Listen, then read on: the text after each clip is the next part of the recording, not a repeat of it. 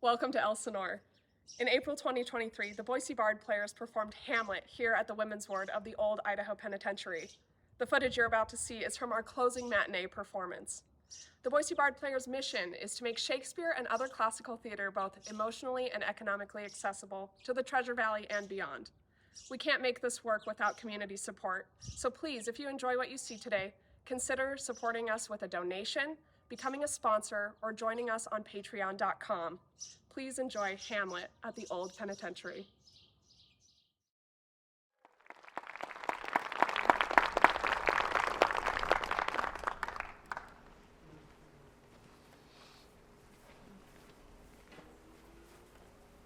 One quail. One quail.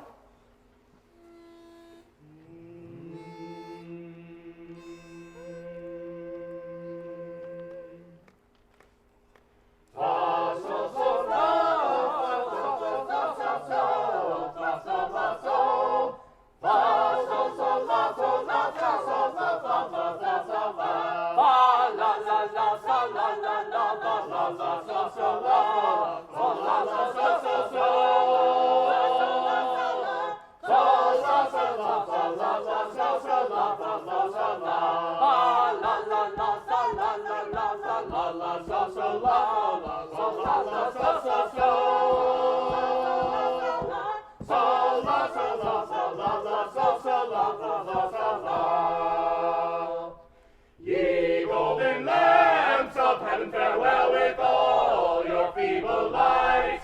Farewell, thou ever-changing moon, pale empress of the night. And thou refulgent orb of day, In brighter flames array, in brighter flames array.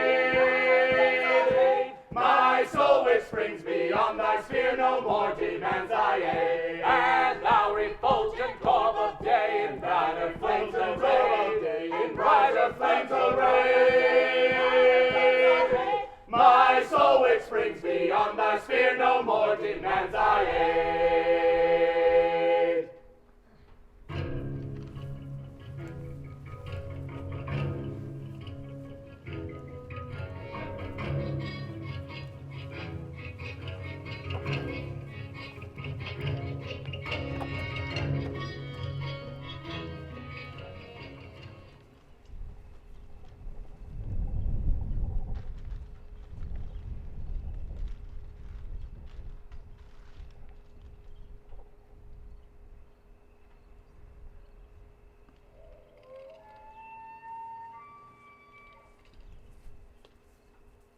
Who's there?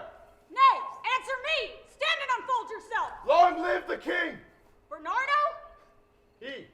you come most carefully upon your hour. 'Tis now struck 12. Get thee to bed, Francisco. For this relief, much thanks. 'Tis bitter cold and I'm sick at heart.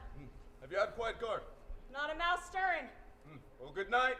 If you do see Horatio and Marcellus, the rivals of my watch, bid them make haste. I think I hear them now. Stand ho! Who's there? Friends to this ground. And liegemen to the Dane. I'll give you good night. Farewell, honest soldier. Who hath relieved you? Bernardo has my place. Give you good night. Holla! Bernardo! Say, what is Horatio there? A piece of him. Welcome, Horatio. Welcome, good Marcellus. What? Has this thing appeared again tonight? I have seen nothing. Horatio says 'tis but our fantasy and will not let belief take hold of him. Twill not appear.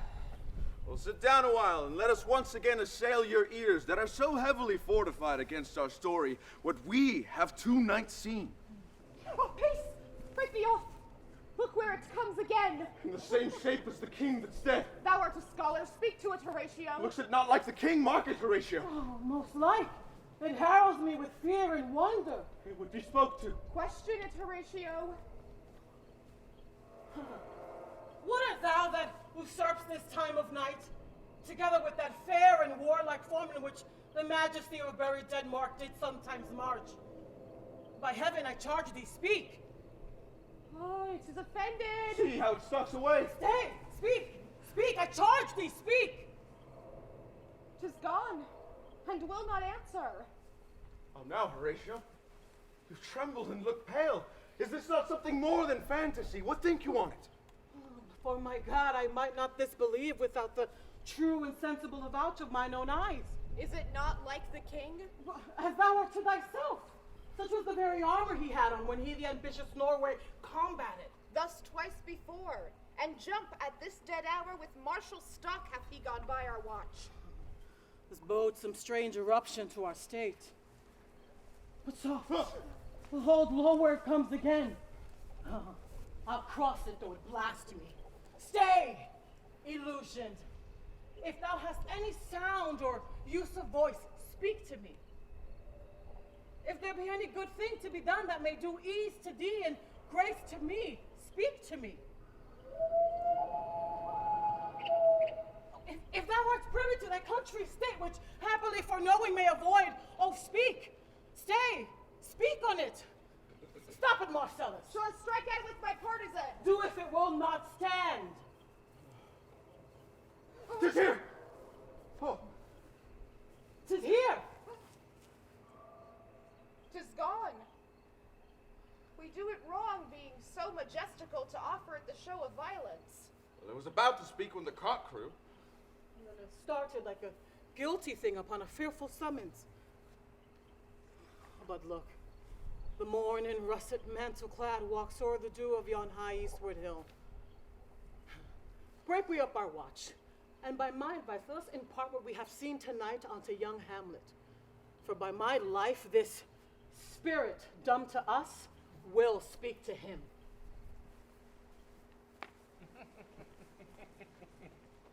Though yet of Hamlet, our dear brother's death, the memory be green, and that it us befitted to bear our hearts in grief, and our whole kingdom to be contracted in one brow of woe. Yet so far hath discretion fought with nature, that we with wisest sorrow think on him, together with remembrance of ourselves. Therefore our sometime sister, now our queen, the imperial jointress to this warlike state, have we, as 'twere with a defeated joy, with mirth in funeral and with dirge in marriage, taken to wife. Nor have we herein barred your better wisdoms which have freely gone with this affair along. For all our thanks. Now follows that you know, young Fortinbras, holding a weak supposal of our worth, or by thinking by our dear late brother's death, our state to be disjoint and out of frame, ye have not failed to pester us with message, importing the surrender of those lands, lost by his father with all bounds of law, to our most valiant brother. So much for him. Now for ourselves, and for this time of meeting, thus much the business is.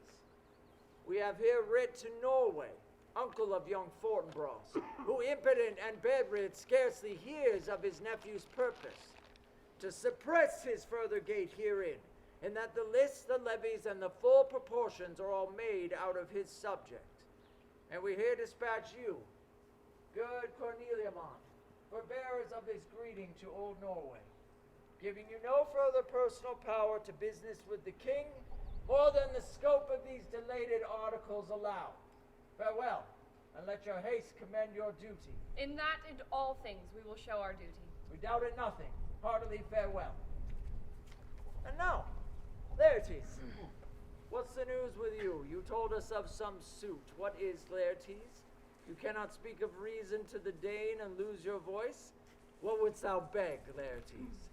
The head is not more native to the heart, the hand more instrumental to the mouth than is the throne of Denmark to thy father. What wouldst thou have, Laertes?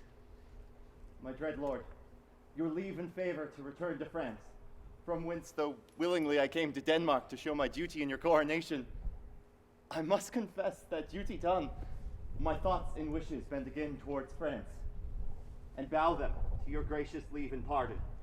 Have you your father's leave? What says Polonius? He hath, my lord, wrung from me my slow leave by laborsome petition, And at last, upon his will, I sealed my hard consent. I do beseech you, give him leave to go.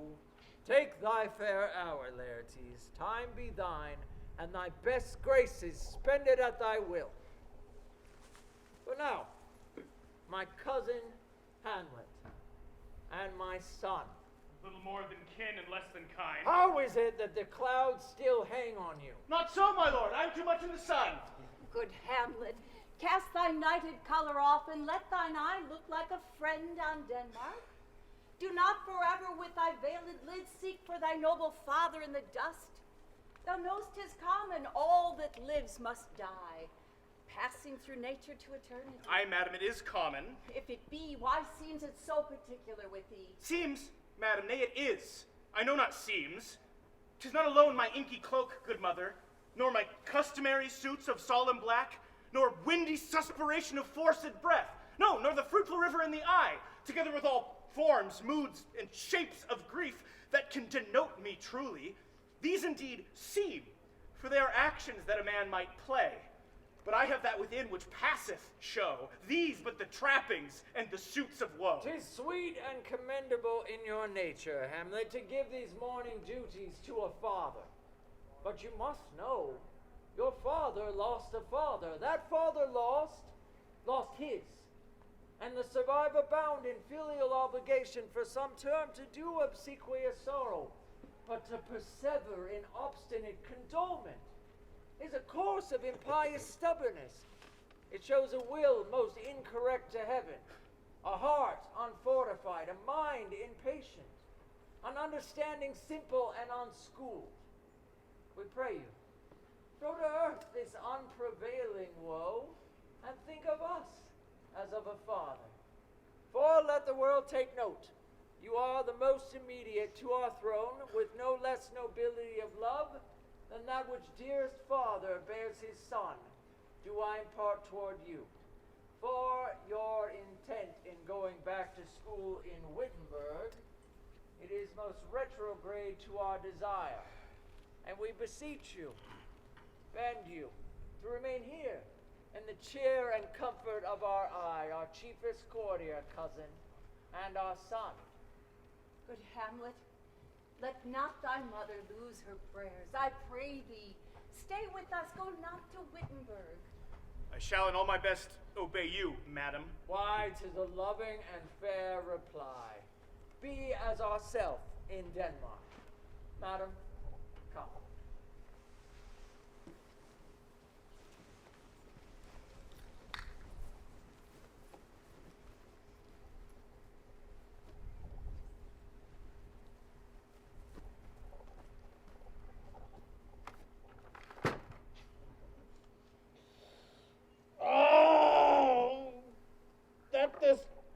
Too solid flesh would melt, thaw, and resolve itself into a dew. Or that the everlasting had not fixed his cannon against self-slaughter. Oh God, God! How weary, stale, flat, and unprofitable seemed to me all the uses of the world. Fie on it. Fie, 'tis an unweeded garden that grows to seed. Things rank and gross in nature possess it merely, that it should come to this. But 2 months dead, nay, not so much, not 2. So excellent a king that was to this, Hyperion to a satyr, so loving to my mother that he might not beteem the winds of heaven, visit her face too roughly. Heaven and earth, must I remember? Why, she would hang on him, as if increase of appetite had grown by what it fed on. And yet within a month, let me not think on it. Frailty, thy name is woman. A little month, or ere those shoes were old, with which she followed my poor father's body. Like Niobe, all tears. Why she, even she, God, a beast that wants discourse of reason, would have mourned longer. Married with mine uncle,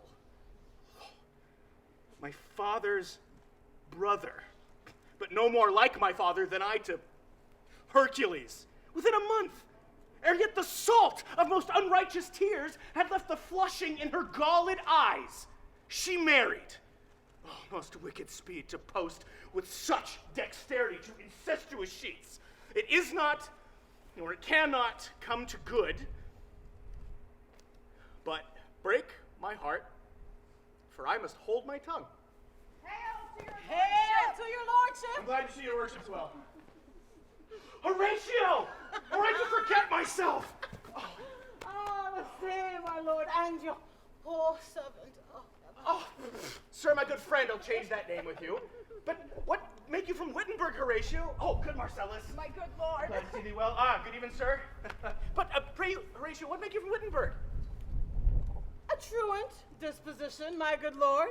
I would not hear your enemy say so. Nor shall you do mine ear that violence to make it truster of your own report against yourself. I know you are no truant. But in faith, what is your affair to Elsinore? We'll teach you to drink deep ere you depart. Well, my lord, I came to see your father's funeral. Pray thee, do not mock me, fellow student. I think it was to see my mother's wedding. Oh, indeed, it did follow hard upon, my lord. Thrift, Horatio. The funeral baked meats did coldly furnish forth the marriage tables. Would I had met my dearest foe in heaven, or ever I had seen that day, Horatio. My father. Methinks I see my father. Where, my good lord? In my mind's eye, Horatio. I saw him once. He was a goodly king. He was a man, taken for all in all. I shall not look upon his like again. My lord, I think I saw him yesternight. Saw who? My lord, the king, your father. The king, my father? Oh, season your admiration for a while within a tent here, until I may deliver upon the witness of these two gentlemen this marvel to you. For God's love, let me hear. 2 nights together had these gentlemen, Marcellus and Bernardo, in the dead, vast, and middle of the night, been thus encountered.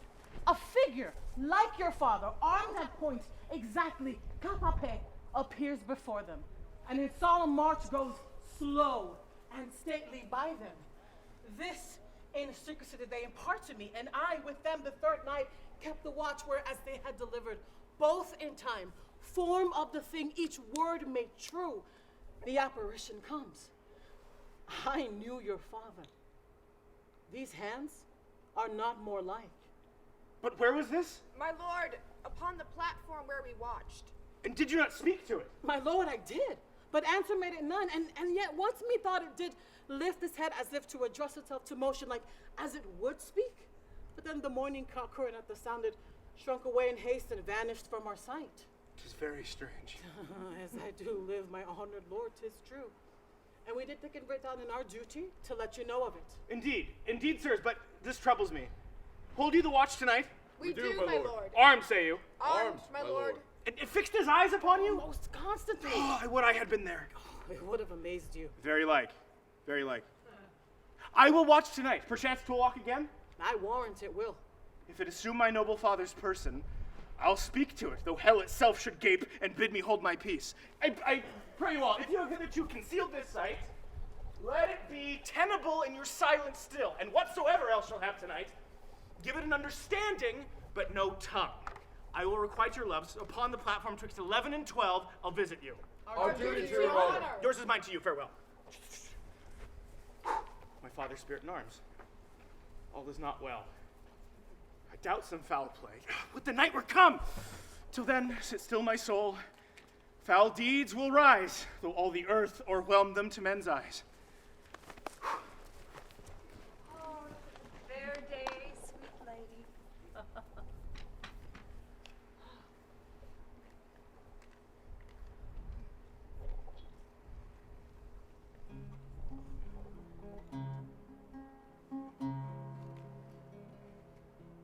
Down in the willow garden, where me and my love did meet, there we sat a-courting, my love dropped off to sleep. I had a bottle of burgundy wine, which my true love did not know, and there I poisoned that dear little girl down under the banks below. I stabbed her with my dagger, which was a bloody knife. I threw her into the river, which was a dreadful sight. My father often told me that money would set me free if I would murder that dear little girl whose name was Rose Connolly. Oh, Laertes. As the willow goes, so shall I leave. Your Majesty. My necessaries are embarked. Farewell. And sister, as the winds give benefit and convoy is assistant, do not sleep, but let me hear from you. Do you doubt that? For Hamlet and the trifling of his favors, hold it a fashion and a toy in blood. Forward, not permanent, sweet, not lasting, the perfume and suppliance of a minute, no more. No more, but so. Think it no more. Perhaps he loves you now, and now no soil nor coddle doth besmirch the virtue of his will, but you must fear his greatness weighed. His will is not his own, for he himself is subject to his birth. Then weigh what loss your honor may sustain if with too credent an ear you list his songs, or lose your heart, or your chaste treasure open to his unmastered importunity. Fear it, Ophelia, fear it, my dear sister, and put you in the rear of your affection out of the shot and danger of desire. Be wary then, best safety lies in fear. The youth itself rebels, though none else near. I shall the effect of this good lesson keep as watchman to my heart. But, good my brother, do not as some ungracious pastors do show me the steep and thorny way to heaven, whiles like some puffed and reckless libertine himself, the primrose path of dalliance treads, and recks not his own reed. Oh, fear me not. I stayed too long, but look, here my father comes. A double blessing is a double grace. Occasion smiles on a second leave. Yet here, Laertes, aboard for shame. The wind sits in the shoulder of your sail, and you are stayed for. There, my blessing go with thee. And these few precepts in thy memory see thou character. Give thy thoughts no tongue, nor any unproportioned thought his act. Be thou familiar, but by no means vulgar. Those friends thou hast and their adoption tried, grapple them to thy soul with hoops of steel. But do not dull thy palm with entertainment of each new hatched, unfledged comrade. Beware of entrance to a quarrel, but, being in, bear it that the opposed may beware of thee. Give every man thy ear, but few thy voice. Take each man's censure, but reserve thy judgment. Costly thy habit, as thy purse can buy, but not expressed in fancy. Rich, not gauding, for the apparel oft proclaims the man. Oh, neither a borrower nor a lender be, for loan oft loses both itself and friend, and borrowing dulls the edge of husbandry. Yeah.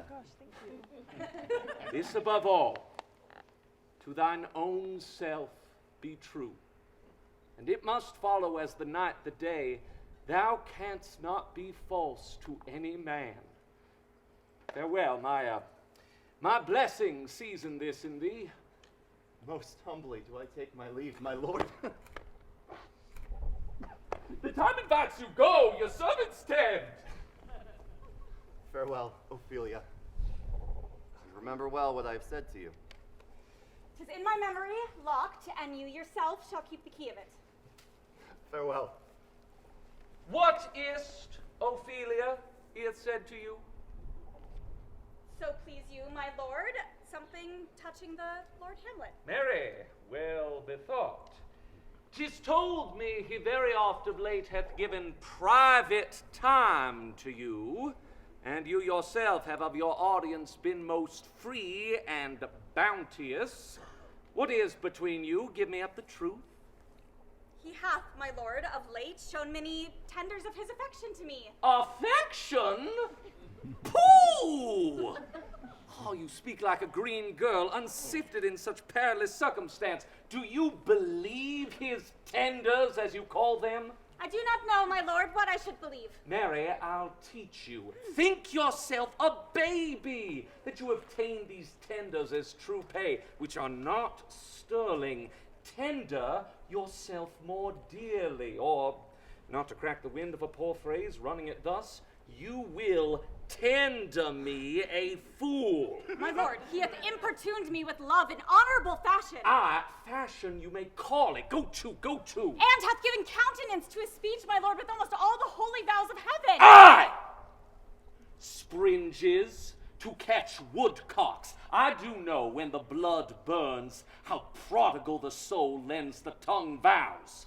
For Lord Hamlet believes so much of him that he is young. With a larger tether may he walk than may be given you. In few, Ophelia, do not believe his vows. This is for all. I would not, in plain terms, from this time forward, have you so slander any moment leisure as to give word or talk with the Lord Hamlet. Look to it, I charge you. Come your ways. Shall obey, my lord.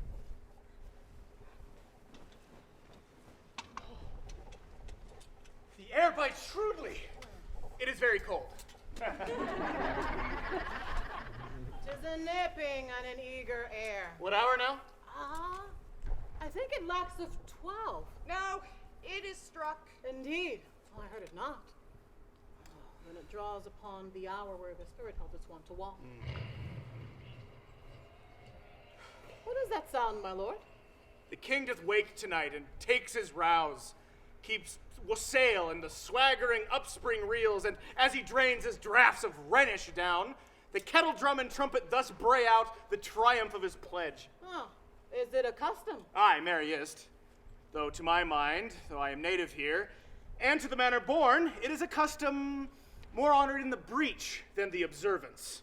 This heavy-handed revel, east and west, makes us traduced and taxed of other nations. They clep us drunkards, and with swinish phrase soil our edition, though indeed it were performed at height, the pith and marrow of our attribute. Look, my lord, he comes. Angels and ministers of grace defend us. Be thou spirit of health or goblin damned, bring with the airs from heaven or blast from hell. Be thy intents wicked or charitable, thou comes in such a questionable shape that I will speak to thee. I'll call thee Hamlet. King, father, royal dame, answer me! Let me not burst in ignorance, but tell why thy canonized bones hearst in death have burst their cerements, why the sepulchre wherein we saw thee quietly interred hath oped his ponderous and marble jaws to cast thee up again. Say, what may this mean? Why is this? Wherefore? What should we do? It beckons you away with it, as if some impartment did desire to you alone. Look, with what courteous action it leads you to a more removed ground. But do not go with it. No, by no means. Well, if it will not speak, then I will follow it. Do not, my lord. What should be the fear? I do not set my life at a pin's fee. As for my soul, what can it do to that, being a thing immortal as itself? Let me force again. Go on, I'll follow thee. My lord, what if it tempt you towards the flood, or to the dreadful summits of the cliff? It weighs me still. Go on, I'll follow thee. You shall not go, my lord. Hold off your hands. Be ruled, you shall not go. My fate cries out. By heaven, I'll make a ghost of him that stops me. I say away. Go on, I'll follow thee.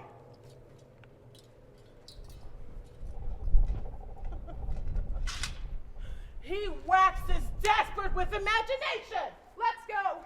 'Tis not fit thus to obey him. Have after. To what issue will this come? Something is rotten in the state of Denmark. Heaven will direct it. Nay, let's follow him. Where wilt thou lead me? Stay, I'll go no further. Mark me. I will. My hour is almost come, when I to suffering and tormenting flames must render up myself. Alas, poor ghost. Pity me not, but lend thy serious hearing to what I shall unfold. Speak, I am bound to hear. So art thou to revenge when thou shalt hear. What? I am thy father's spirit. Bound for a certain term to walk the night, and for the day confined to fast in fires, till the foul crimes done in my days of nature are burnt and purged away. But that I am forbid to tell the secrets of my prison house, I could a tale unfold, whose lightest word would harrow up thy soul, freeze thy young blood. But this eternal blazon must not be to ears of flesh and blood. List, list, oh list! If thou didst ever thy dear father love, Oh God! Revenge his foul and most unnatural murder. Murder! Murder most foul. As in the best it is, but this most foul, strange, and unnatural. Haste me to know it, that I with wings as swift as meditation or the thoughts of love may sweep to my revenge. I find thee apt. Now, Hamlet, hear. 'Tis given out that sleeping in my orchard, my custom always of the afternoon, A serpent stung me. So is the whole ear of Denmark by a forged process of my death rankly abused. But know, thou noble youth, the serpent that did sting thy father's life now wears his crown. Oh, my prophetic soul, my uncle!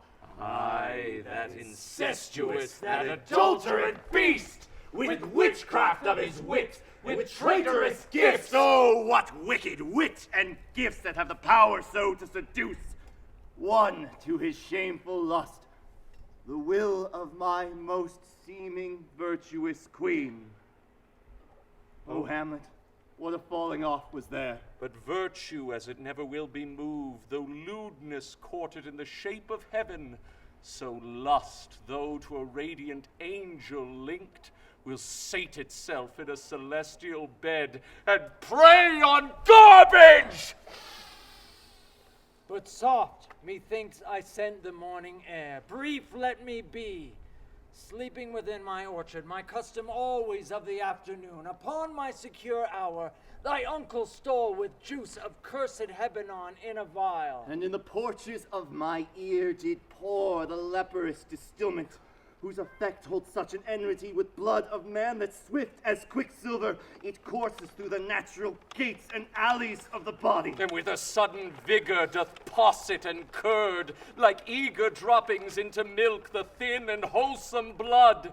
So did it mine. Thus was I sleeping by a brother's hand, of life, of crown, of queen, at once dispatched, cut off, even in the blossom of my sin, with all my imperfections on my head. Oh, horrible, most horrible. If thou hast nature in thee, bear it not. Let not the royal bed of Denmark be a couch for luxury and damned incest. But, howsoever thou pursuest this act, taint not thy mind, nor let thy soul contrive against thy mother aught. Leave her to heaven, and to those thorns that in her bosom lodge, to prick and sting her. Fare thee well at once. The glowworm shows the morning to be near, and gins to pale his uneffectual fire. Adieu. Adieu. Adieu. Remember me.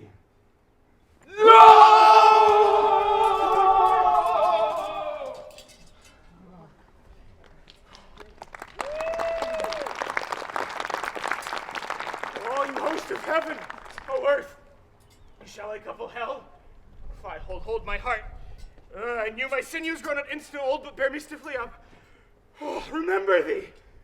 Alas, oh poor ghost, my memory holds a seat in this distracted globe. Remember thee! Yes, by heaven.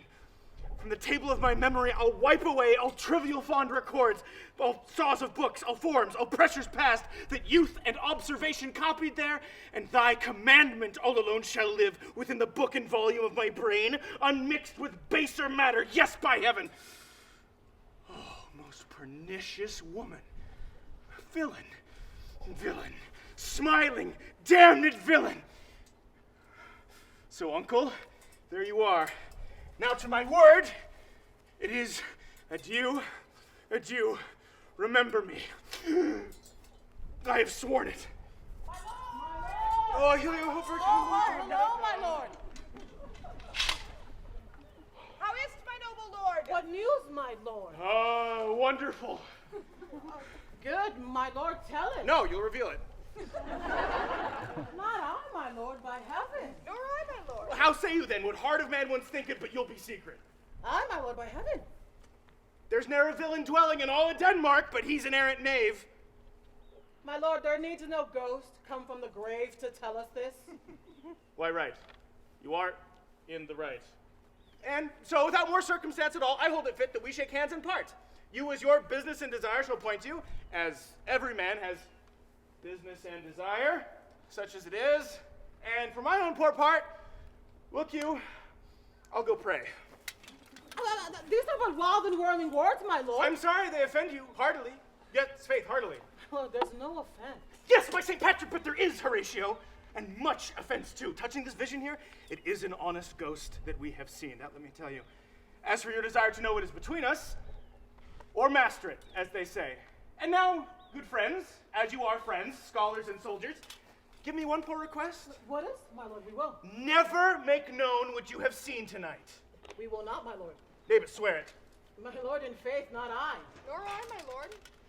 Upon my sword. We have sworn to my lord already. Indeed, upon my sword, indeed. Oh, sayest thou so? Art thou there, true Penny? You hear this fellow in the cellarage consent to swear. Propose the oath, my lord. Never to speak of this that you have seen, swear by my sword. Swear! Hicat ibuque. Oh, then we'll shift our ground. Come hither, gentlemen. Here as before, and lay your hands again upon my sword, I pray. Never make known what you have heard. Swear by my sword. Swear! Oh, that there old mole canst work in the earth so fast? Oh, worthy pioneer. Once more, remove, good friends. Day and night, but this is most wondrous strange. And therefore, as a stranger, give it welcome. There are more things in heaven and earth, Horatio, than are dreamt of in your philosophy. But come, here's before. Never, so help you mercy. Heresoafter, I shall think it prudent to put an antic disposition on. You shall, seeing me, never shall, with arms encumbered thus, or with this head shake, or by pronouncing of some doubtful phrase, such as, well, we know, or we would if we could, or by such ambiguous giving out to note that you know aught of me. This not to do, so grace and mercy at your most need help you, swear! Swear! Rest, perturbed spirit! Now, gentlemen, let us go in together, and still your fingers on your lips, I pray. The time is out of joint. Cursed spite that ever I was born to set it right. Hey, come, let's go together.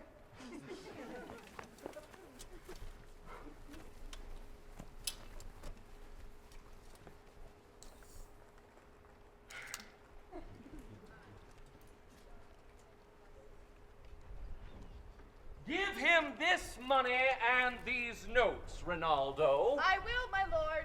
You shall do marvelous wisely, good Rinaldo, before you visit him to make inquire of his behavior. My lord, I did intend it. Very well thought, very well thought. Look you, sir, take as 'twere some distant knowledge of him, as thus. I know his father and his friends, and impart him. Do you mark this, Rinaldo? Aye, very well, my lord. And impart him, but you may say, not well.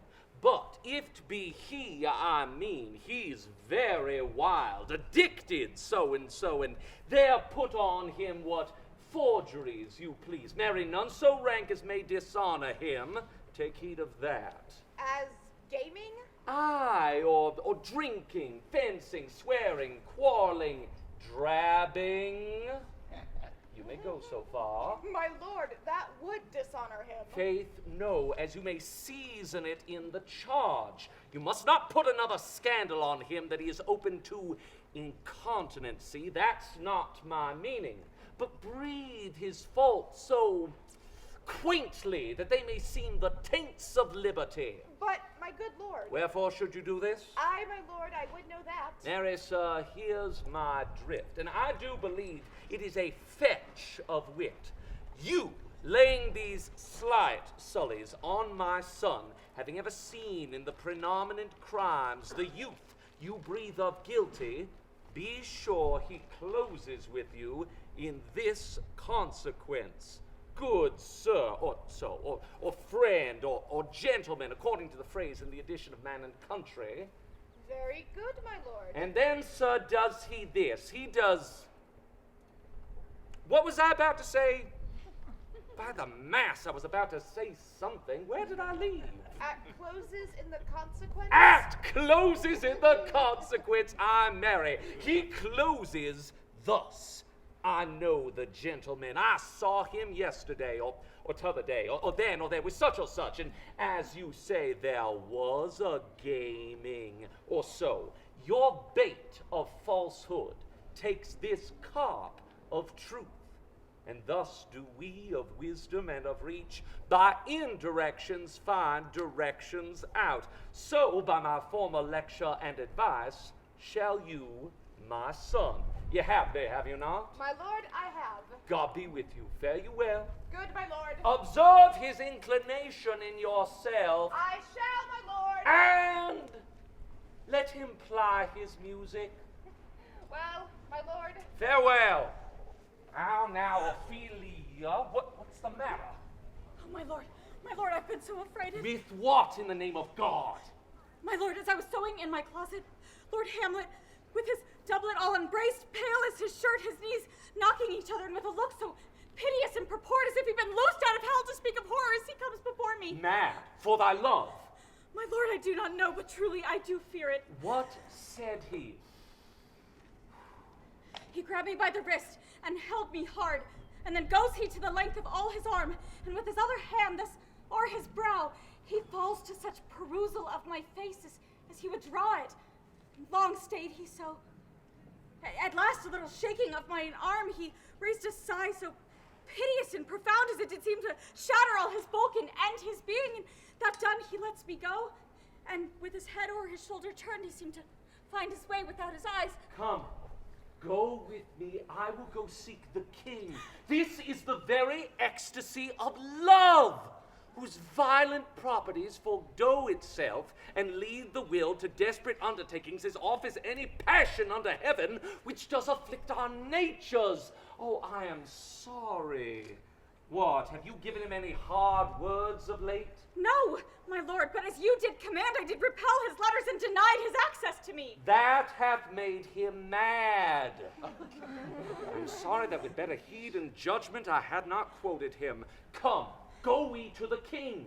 This must be known, which being kept close might move more grief to hide than hate to utter love.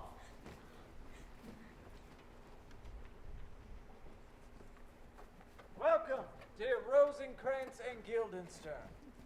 Moreover, that we much did long to see you, the need we have to use you did provoke our hasty sending. Something have you heard of Hamlet's transformation, so call it? That nor the exterior nor the inward man resembles that it was. I entreat you both, that being of so young days brought up with him, and sith so neighbored to his youth and havior, that you vouchsafe your rest here in our court some little time, so as by your companies to draw him on to pleasures, and to gather so much as from occasion you may glean, whether aught to us unknown afflicts him thus, that open lies within our remedy. Good gentlemen, he hath much talked of you, and sure I am two men there is not living to whom he more adheres. If it should please you to show us so much gentry and goodwill as to expend your time with us a while for the profit and supply of our hope, your visitation shall receive such thanks as fits a king's remembrance. Both your majesties might, by the sovereign power you have of us, put your dread pleasures more into command than to entreaty. But we both obey, and here give up ourselves in the full bent, to lay our service freely at your feet, to be commanded. Thank you, Rosencrantz and gentle Guildenstern. Thank you, Guildenstern, gentle Rosencrantz, and I beseech you to instantly visit my too much changed son. Heaven make our presence and our practices pleasant and helpful to him. Aye, amen. The ambassadors from Norway, my good lord, are joyfully returned. Thou still hast been the father of good news. Have I, my lord?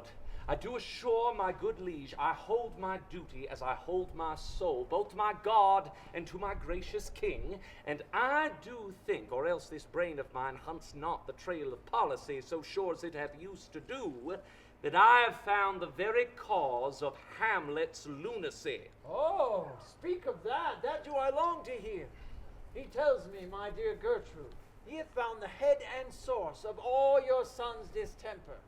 Well, I doubt it is no other but the main, his father's death and our o'er-hasty marriage. Well, we shall sift him. My liege and madam, to expostulate what majesty should be, what duty is, why day is day, night, and time is time, were nothing but to waste night, day, and time. Therefore, since brevity is the soul of wit, and tediousness the limbs and outer flourishes, I will be brief. Your noble son is mad. Well, mad call I it, for to define true madness, what is to be but nothing else but mad? But let that go. More matter with less art? Madam, I swear I use no art at all. That he is mad, 'tis true, 'tis pity, and pity 'tis true. A foolish figure, but away with it, for I will use no art. Mad, let us grant him then, and now remains that we find out the cause of this effect, or rather say the cause of this defect, for this effect effective comes by cause. Thus it remains in the remainder thus, perpend. I have a daughter, while she is mine, who in her duty and obedience, mark, hath given me this. Now gather and surmise.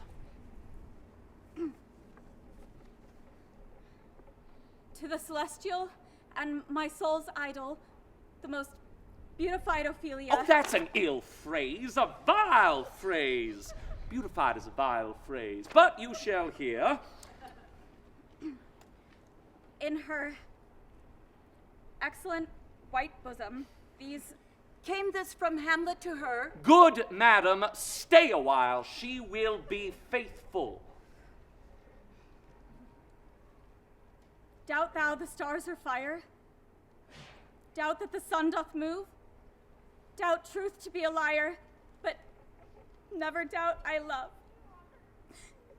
Oh, dear Ophelia, I am ill at these numbers.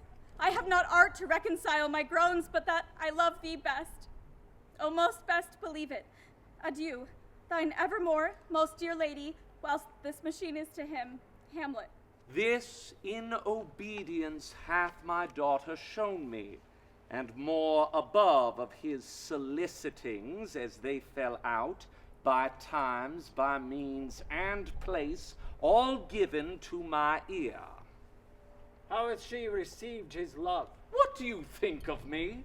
As of a man, faithful and honorable. I would fain prove so, but what might you think when I had seen this hot love on the wing? As I perceived it, I must tell you that before my daughter told me, what might you, or my dear majesty, your queen here, think if I had played the desk or table book, or given my heart a winking, mute and dumb, or looked upon this love with idle sight? What might you think? No, I went round to work, and my young mistress thus I did bespeak. Lord Hamlet is a prince.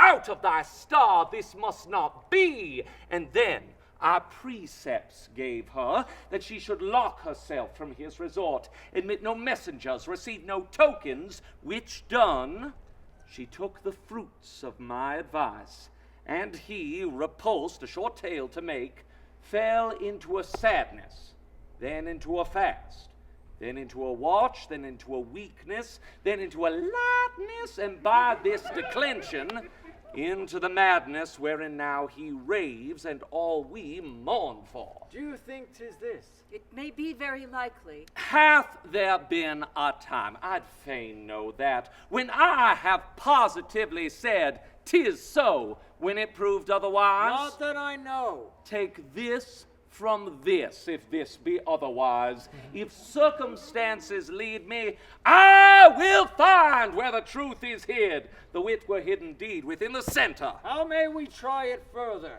You know, sometimes he walks 4 hours together here in the lobby. He does indeed. At such a time, I will loose my daughter to him. Be you and I behind the arras, then mark the encounter. If he love her not, and be not from his reason fallen thereof, let me be no assistant to a state, but keep a farm and cottons. We will try it. Oh, but look where sadly the poor wretch comes reading. Away, I do beseech you both away. I'll board him presently. Oh, give me leave. How does my good Lord Hamlet?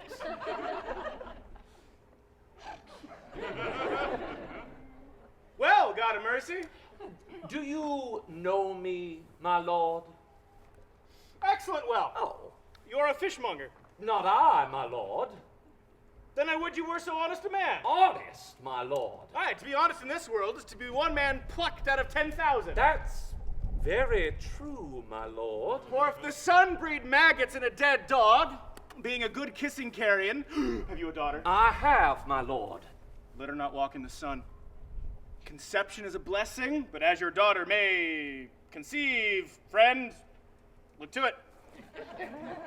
How say you by that? Still harping on my daughter. But he knew me not at first. He said I was a fishmonger. Huh. Oh, he is far gone, far gone. And truly, in my youth, I suffered much extremity for love, very near this. I'll speak to him again. What is you read, my lord? Words. Ooh. Words. Oh. Words. What is the matter, my lord? Between who? I mean the matter that you read, my lord. Slanders, sir.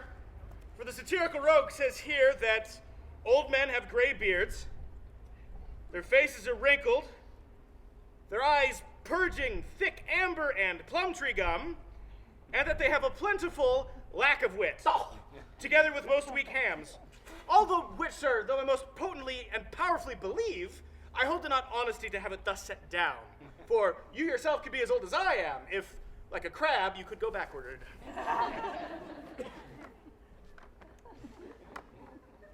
Though this be madness, yet there's method in't.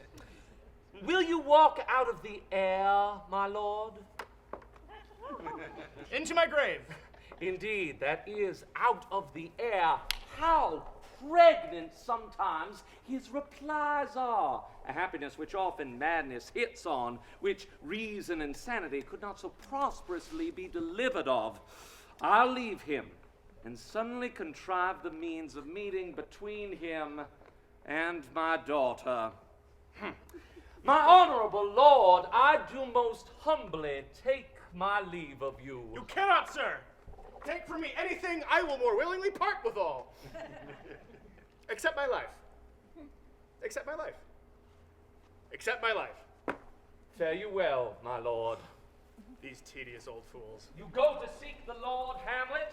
There he is. God save you, sir. My honored lord! Oh, my excellent good friends! Oh, gilded stern, Rosencrantz, good lads, how do you both? As the indifferent children of the earth. Happy in that we are not over happy. On fortune's cap, we are not the very button.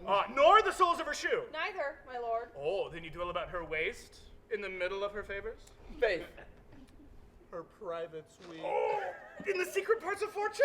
Most true she is a strumpet. What's the news? None, my lord, but that the world's grown honest. Then is doomsday near. But your news is not true. Let me question you more in particular. What have you, my dear friends, deserved at the hands of fortune, that she sends you to prison hither. Prison, my lord. Denmark's a prison. Then is the world one? A goodly one, in which there are many confines, wards, and dungeons, Denmark being one of the worst. We think not so, my lord. Why then 'tis none to you, for there's nothing good or bad, but thinking makes it so. To me it is a prison. Why then your ambition makes it one. 'Tis too narrow for your mind. Oh, I could be bounded in a nutshell and count myself a king of infinite space, were it not that I have bad dreams. Why, dreams indeed are ambition, for what is the essence of the ambitious but that the shadow of a dream? A dream itself is but a shadow. Truly, and I hold ambition of so airy and light a quality that it is but a shadow's shadow. Then our beggars are bodies, and our monarchs and illustrious heroes the beggars' shadows. Shall we to the court, for by my faith, I cannot reason. We'll wait upon you. Oh, no such matter. I'll not sort you with the rest of my servants. And to speak to you like an honest man, I am most dreadfully attentive. But in the beaten way of friendship, what make you at Elsinore? To visit you, my lord, no other occasion. Beggar that I am, I'm even poor in thanks, but I thank you. Were you not sent for? Is it a free visitation? Is it your own inclining? Nay, come, deal justly with me. Nay, come, nay, speak! What should we say, my lord? Why, anything but to the purpose. You were sent for. And there is a kind of confession in your looks, which your modesties have not craft enough to color. I know the good king and queen has sent for you. To what end, my lord? That you must teach me. But let me conjure you by the rights of our fellowship, by the constancy of our youth, by the obligation of our ever-preserved love, and by what more dear a better proposer could charge you withal, be even and direct with me whether you were sent for or no. What say you? Bam! Oh. Nay then, I have an eye of you. If you love me, hold not off. My lord, we were sent for. Bam! Oh! I will tell you why, so that my anticipation may prevent your discovery, and your secrecy to the king and queen moult no feather. I have, of late, but wherefore I know not, lost all of my mirth, forgone all custom of exercises, and indeed it goes so heavy with me that this goodly frame, the earth, seems to me a sterile promontory. This excellent canopy, the air, look you, this brave o'erhanging roof, this majestical firmament fretted with golden fire. Why, it seems to me nothing but a foul and pestilent congregation of vapors. What a piece of work is a man. How infinite in reason, how noble in faculty, in form and moving, how express and admirable. In apprehension, how like an angel. In action, how like a god. The beauty of the world, the paragon of animals. And yet to me, what is this quintessence of dust? Man delights not me.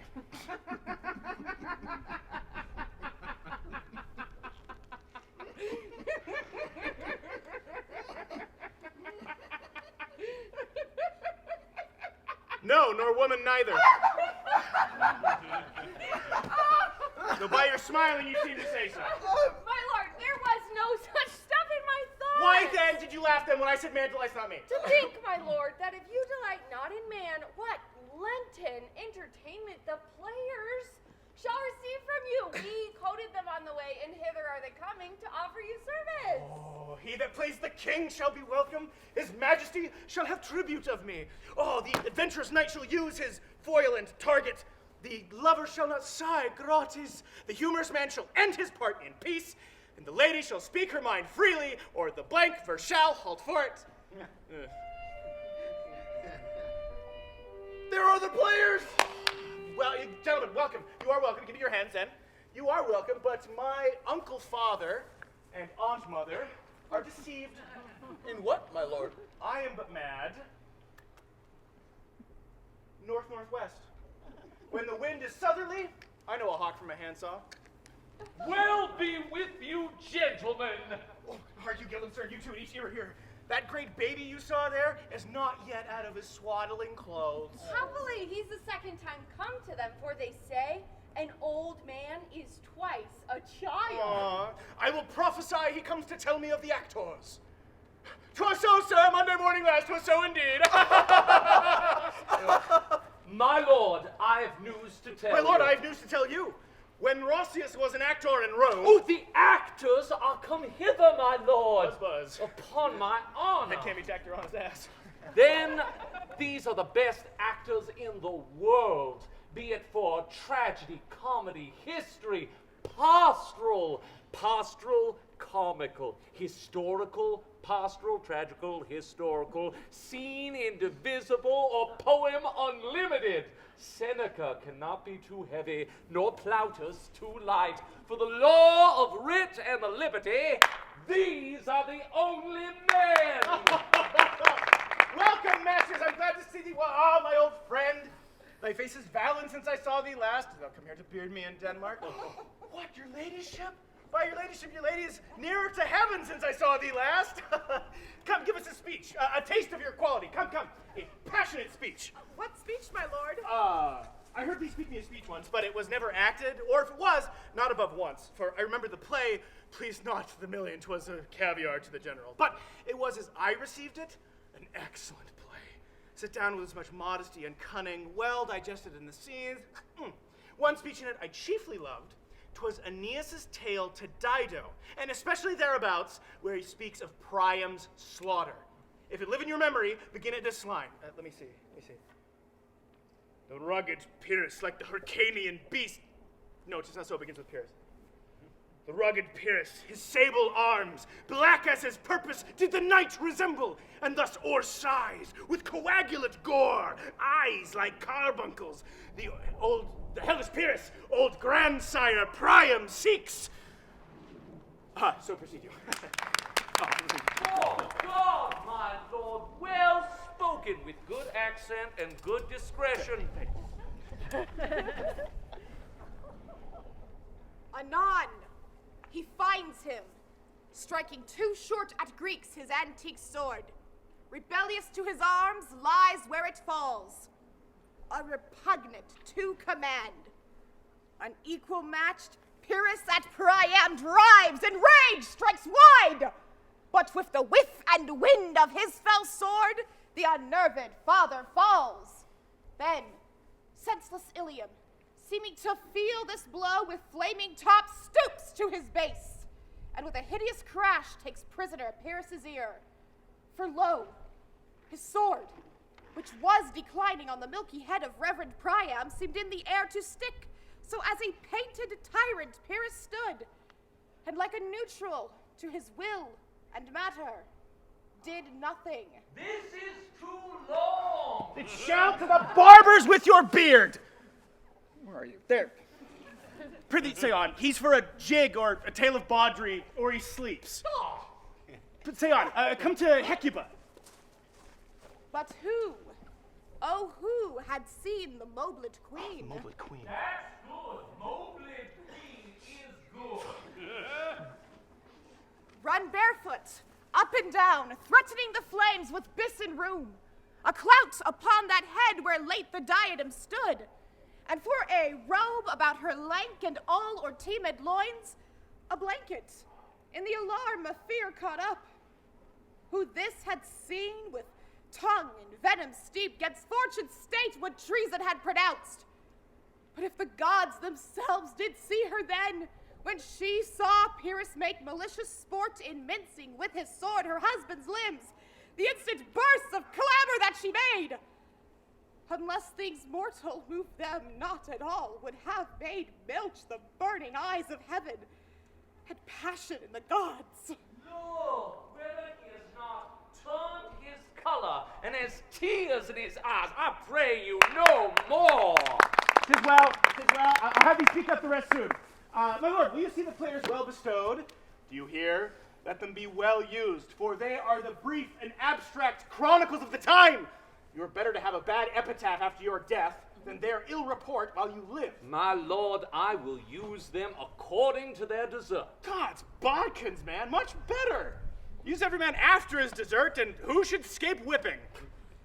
Come, sirs. Follow him, friends. We'll hear a play tomorrow. Listen, your old friend. Can you play The Murder of Gonzago? Aye, my lord. We'll have it tomorrow night. And you could, for a need, study a speech of some 12 or 16 lines that I would set down and insert in it, could you not? Aye, my lord. Very well. Follow that, Lord, and look you, mock him not.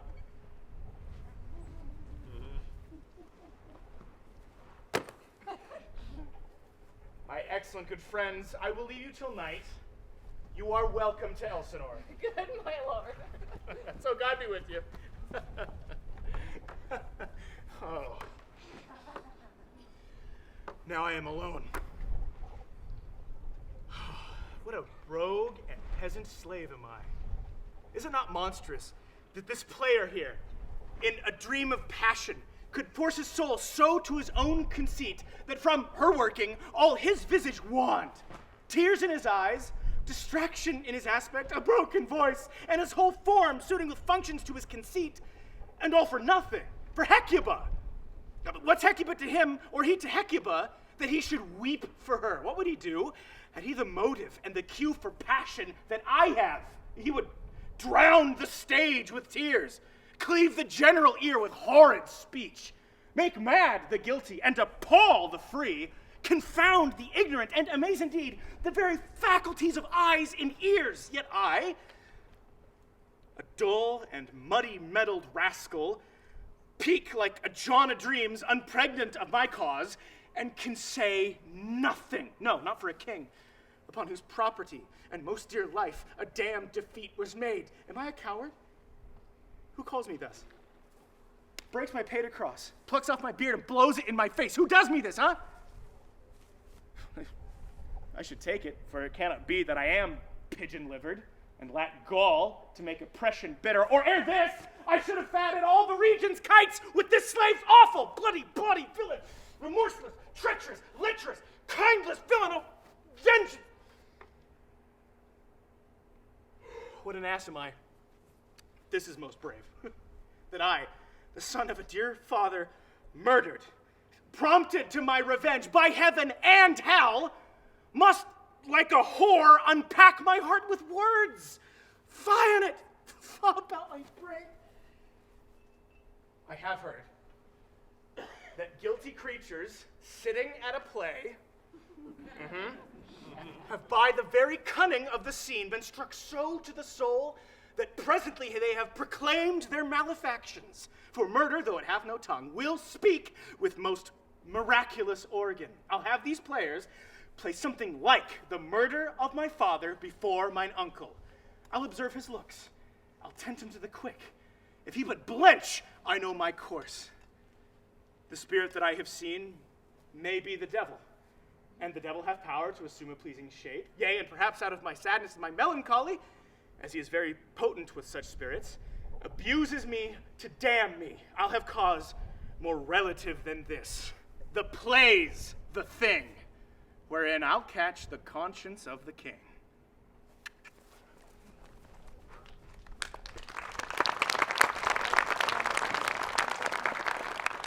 And can you, by no drift of circumstance, get from him why he puts on this confusion? He does confess he feels himself distracted, but from what cause he will by no means speak. Nor do we find him forward to be sounded, but with crafty madness keeps aloof when we would bring from him some confession of his true state. Did he receive you well? Most like a gentleman. But with much forcing of his disposition. Did you assay him to any pastime? Madam, it so fell out that certain players we or rot on the way. Of these we told him, and there did seem in him a kind of joy to hear of it. They are about the court, and as I think they have already ordered this night to play before him. 'Tis most true, and he did beseech me to entreat your majesty to hear and see the matter. With all my heart, and it doth much content me to hear him so inclined. Good gentlemen, give him a further edge and drive his purpose onto these delights. We We will, will, my lord. Sweet Gertrude, leave us too, for we have closely sent for Hamlet hither, that he, as 'twere by accident, may here confront Ophelia. Her father and myself, lawful espiles, will so bestow ourselves that seeing unseen, we may have their encounter frankly judge, and gather by him, as he is behaved, if it be the affliction of his love or no, that thus he suffers for. I shall obey you. And for your part, Ophelia, I do hope your good beauties be the happy cause of Hamlet's wildness. So shall I hope your virtues bring him back to his wonted ways again. To both your honors. Madam, I wish it may. Ophelia, walk you here.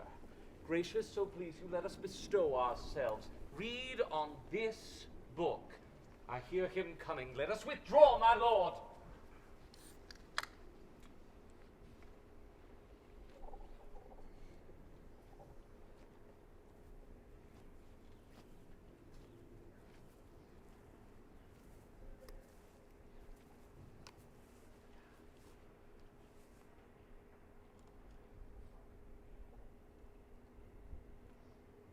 To be or not to be, that is the question. Whether 'tis nobler in the mind to suffer the slings and arrows of outrageous fortune, or to take arms against a sea of troubles, and by opposing, end them, to die, to sleep no more, and by a sleep to say, we end the heartache and the thousand natural shocks that flesh is heir to. 'Tis a consummation devoutly to be wished, to die, to sleep perchance to dream. Aye, there's the rub. For in that sleep of death, what dreams may come when we have shuffled off this mortal coil, must give us pause. There's the respect that makes calamity of so long life. For who would bear the whips and scorns of time? The oppressor's wrong, the proud man's contumely, the pains of disprized love, the law's delay, the insolence of office, that spurns, that patient merit of the unworthy takes, when he himself might his own quietus make with a bare bodkin. Who would fardels bear to grunt and sweat under a weary life, but that the threat of something after death, the undiscovered country from whose bourne no traveler returns, puzzles the will, and rather makes us bear those ills we have than fly to others that we know not of. Thus conscience does make cowards of us all, and thus the native hue of resolution is sicklied o'er with the pale cast of thought. With this regard, great moments of pith and movement, with this regard their currents turn awry, and lose the name of action. Softy now. Fair Ophelia.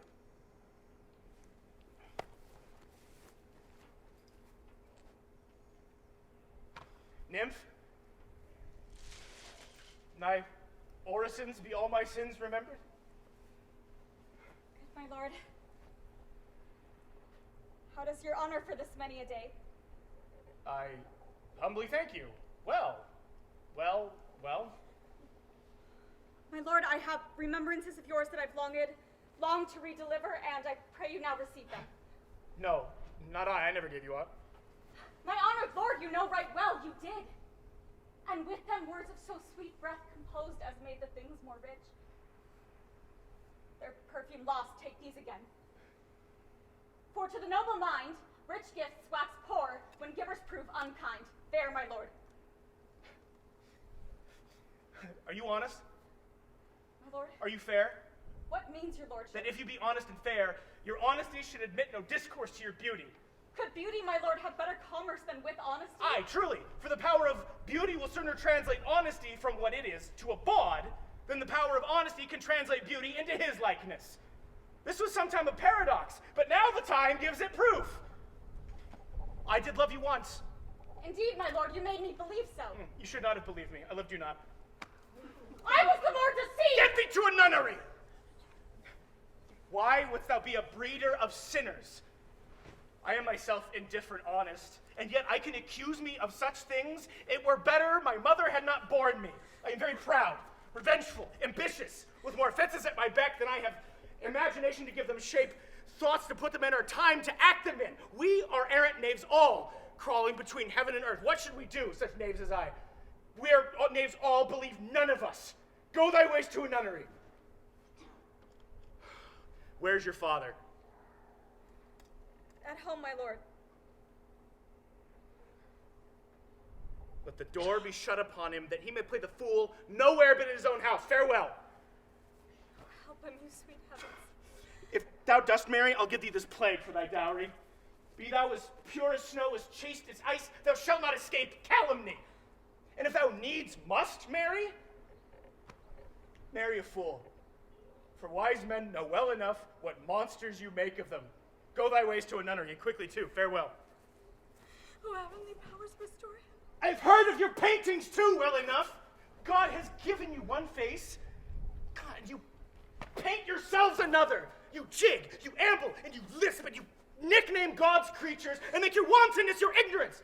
Go to, I'll know more on it. It hath made me mad. I say we will have no more marriages. All those that are married already, all but one shall live. The rest shall keep as they are. To a nunnery, go!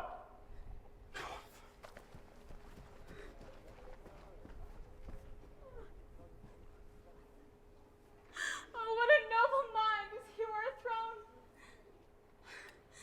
The courtiers, soldiers, scholars' eye, tongue, sword, the expectancy and rose of the fair state, the glass of fashion and the mold of form, the observed of all observers, quite down. An eye of ladies most deject and wretched that sucked the honey of his music, thou now see that noble and most sovereign reason, like sweet bells jangled out of tune in a harsh,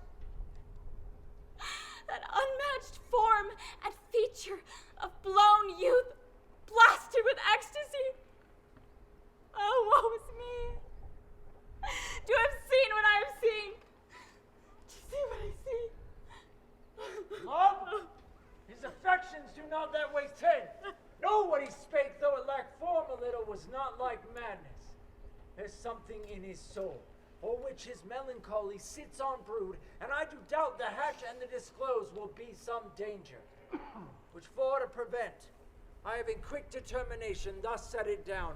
He shall with speed to England. What think you on't? It shall do well, but yet do I believe the origin and commencement of his grief sprung from neglected love. Oh. How now, Ophelia? You need not tell us what Lord Hamlet said. We heard it all. My lord, do as you please.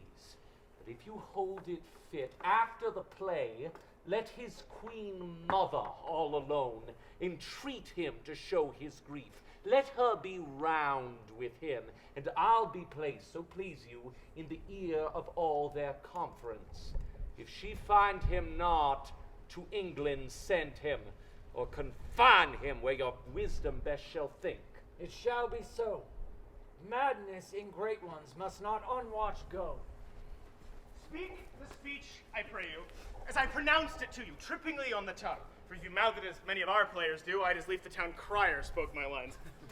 Nor do not saw the air too much with your hands thus, but use all gently, for in the very torrent, tempest, and, as I may say, whirlwind of your passion, you must acquire and beget a temperance that may give it smoothness. Oh, it offends me to the soul to hear a robustious, periwig-pated fellow tear a passage to tatters, to very rags, to split the ears of the groundlings, who, for the most part, are capable of nothing but inexplicable dumb shows and noise.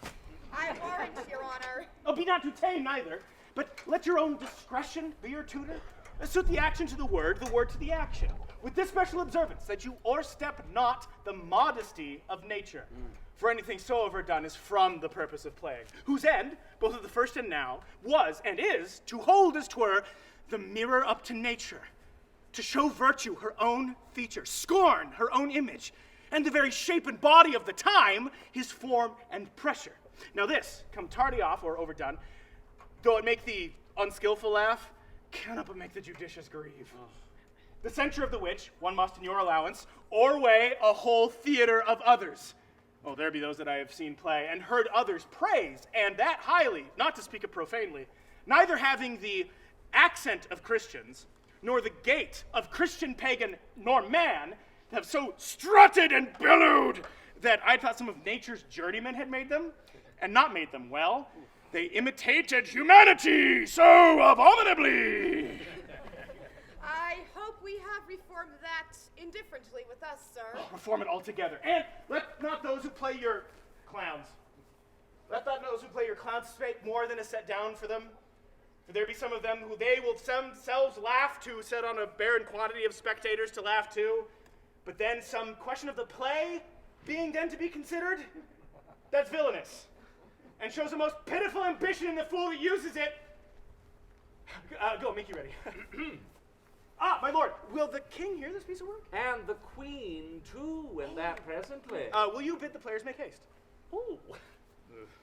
What ho, Horatio! Here, sweet lord, at your service. Oh, Horatio, thou art even just a man as ere my conversation cope withal. There is a play tonight before the king. One seed of it comes near the circumstance of which I told thee of my father's death. When thou seest that act afoot, give him heedful note. If his occulted guilt does not itself unkennel in one speech, it is a damned ghost that we have seen, and my imaginations are as foul as Vulcan's smithy. Give him heedful note, for mine eyes will rivet to his face, and after let us join our judgments in censure of his seeming. Well, my lord, if he still ought the while this play is playing and escape detecting, I will pay the theft. They're coming to the play. Get you a place. I must be idle.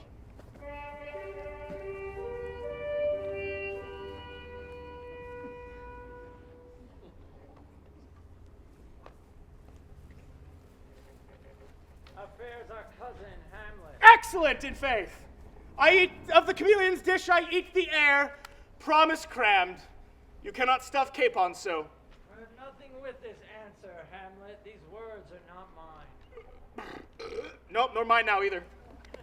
My lord, you played once in the university, you say? That did I, my lord, and was accounted a good actor. What did you enact? I did enact Julius Caesar. I was killed in the Capitol. Brutus killed me. It was a brute part of him to kill so capital a calf there. Are the players ready? They are, my lord. They stay upon your pleasure. Come hither, my dear Hamlet. Sit by me. No, good mother. Here's metal more attractive. Oh ho! Do you mark that? Lady, shall I lie in your lap? No, my lord. Oh, I meant my head upon your lap. Aye, my lord. Did you think I meant country matches? I think nothing, my lord. That's a fine thought, to lie between a maid's legs. What is, my lord? Nothing. You are merry, my lord. Who, I? Aye, my lord. Oh, God, you're only jig maker. What should a man do but be merry? For look you how cheerily my mother looks, and my father died within these 2 hours. Nay, 'tis twice 2 months, my lord. So long? Oh, heavens, died 2 months ago and not forgotten yet. Then there's hope that a great man's memory may outlive his life half a year.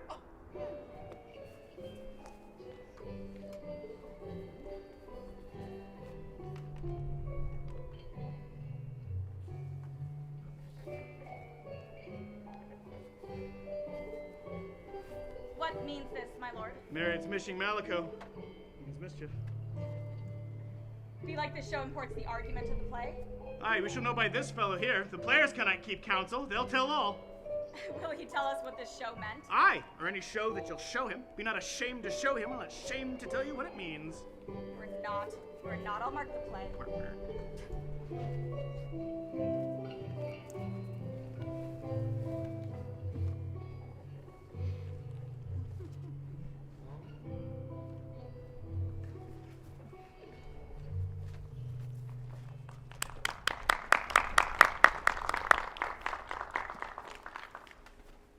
For us and our tragedy, here, stooping to your clemency, we beg your hearing patiently. Is this the prologue or the posy of a ring? 'Tis brief, my lord. As woman's love.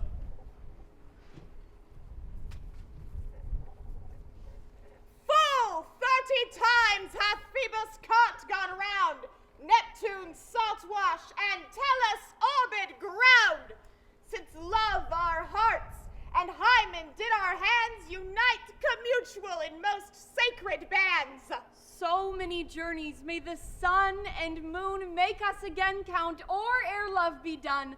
But woe is me, you are so sick of late, so far from cheer and from your former state that I distrust you.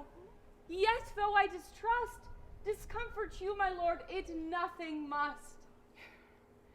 Faith, I must leave thee, love, and shortly too. My operant powers their fortunes leave to do, and thou shalt live in this fair world behind, honored, beloved, and haply one is kind. For husband shalt thou— Oh, confound the rest! Such love must needs be treason in my breast. In second husband, let me be accursed. None wed the second, but who killed the first. Wormwood. The instances that second marriage move are base respects of thrift, but none of love. A second time I kill my husband dead, when second husband kisses me in bed. I do believe you think now what you speak, but what we do determine, off we break. Purpose is but slave to memory, of violent birth but poor validity. And hitherto doth love on fortune tend, for who not needs shall never lack a friend, but who in want a hollow friend doth try, seasons him his enemy. So think thou wilt no second husband wed, but die thy thoughts when thy first lord is dead. Nor earth to me give food, nor heaven light. Sport and repose lock from me day and night. Both here and hence pursue me lasting strife. If once a widow, ever I be a wife. 'Tis deeply sworn. Sweet, leave me here a while. My spirit grows dull, and fain I would beguile the tedious day with sleep. Sleep, rock thy brain, and never come mischance between us twain. Madam, how like you this play? The lady doth protest too much, methinks. Oh, but she'll keep her word. Have you heard the argument? Is there no offense in it? So they do but jest. Poison and jest. No offense in the world. What do you call the play? The Mousetrap. Mary, how? Tropically. It is the image of a murder done in Vienna. The Duke's name is Gonzago. His wife, Baptista, you shall meet anon. 'Tis a knavish piece of work, but what of that? Your Majesty, and we that have free souls, it touches us not. This is one Lucianus, a nephew to the king. You're as good as a chorus, my lord. Oh, I could interpret between you and your love if I could see the puppets dallying. You are keen, my lord, you are keen. Cost you a groaning to take off my edge. Still better. And worse. Oh, so you mistake your husbands. Begin, murderer. Poxley, thy damnable faces, and begin. Come, the croaking raven doth bellow for revenge. Okay.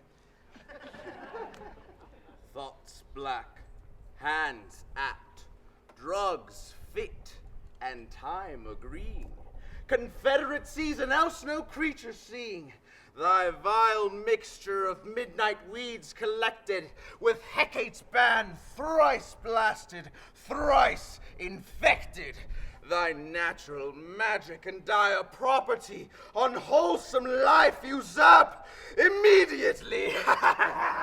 He poisons him in the garden for his estate. You should see anon how he gets the love of Gonzago's wife. The king rises. What, frighted with false fire? There's my lord. Give all the play! Give me some light! Away! Lights! Lights! Lights!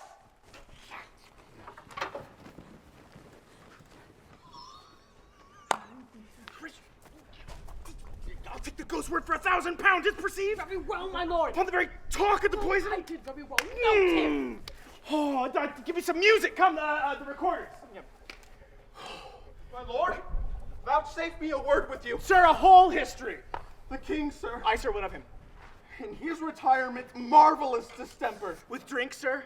No, sir, rather with choler. Your wisdom would better signify this to his doctor, for me to put him to his purgation might plunge him into a far more choler. My lord, start not so wildly from my affair, and put your discourse into some frame. I am tame, sir, pronounce. The queen, your mother, in great affliction of spirit, hath sent me to you. You are welcome. Hey, sir, This courtesy is not of the right breed. If it shall please you to make me a wholesome answer, I will do your mother's commandment. If not, my leave and your pardon shall be the end of my business. Sir, I cannot. What, my lord? Make you a wholesome answer. My wit's diseased. But what such answer as I can make you shall command, or rather, as you say, my mother. So, therefore, but to the matter, no more. My mother, you say. Then thus she says, your behavior hath struck her into amazement and admiration. Oh, what a wonderful son that can so astonish a mother. But is there no sequel at the heels of this mother's amazement? Impart! She desires to speak with you in her closet ere you go to bed. We will obey her were she 10 times our mother. Have you any further trade with us? My lord, you once did love me. So do I still, by these pickers and sealers. Good, my lord, what is your cause of distemper? You do surely bar the door upon your own liberty if you deny your griefs to your friends. Sir, I lack advancement. How can that be when you have the voice of the king himself for your succession in Denmark? Aye, sir, but while the grass grows, the proverb is something musty. Recorders, good, let me see one. Why would you go about to recover the wind of me as you would drive me into a toil? My lord, if my duty be too bold, my love is too unmannerly. I do not well understand that. Will you play upon this pipe? My lord, I cannot. I pray you. Believe me, I cannot. I do beseech you. I know no touch of it, my lord. Why, 'tis as easy as lying. Look, you govern these ventages with your fingers and thumb, give it breath with your mouth, and it will discourse most eloquent music. Look you, these are the stops. These cannot I command to any utterance of harmony. I have not the skill. Why, what a poor instrument you would make of me. You would play upon me. You would seem to know my stops. You would sound me from my lowest note to the top of my compass. And there is much music, excellent melody in this little organ, yet cannot you make it speak. Splud, do you think I am easier to be played on than a pipe? Call me what instrument you can, though you can fret me, you cannot yet play upon me. God bless you, sir. My lord, the queen would speak with you, and presently. Do you see yonder cloud? It's almost in shape of a camel. By the mass, and 'tis like a camel indeed. Methinks it is like a weasel. It is backed like a weasel. Or like a whale. Very like a whale, my lord. They fool me to the top of my bed. I will come by and by. I will say so. By and by is easily said.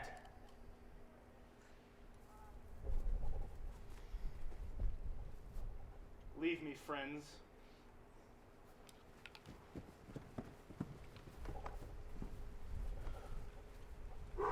Now it is the very witching time of night, when hell itself breathes out contagion to the world and churchyards yawn.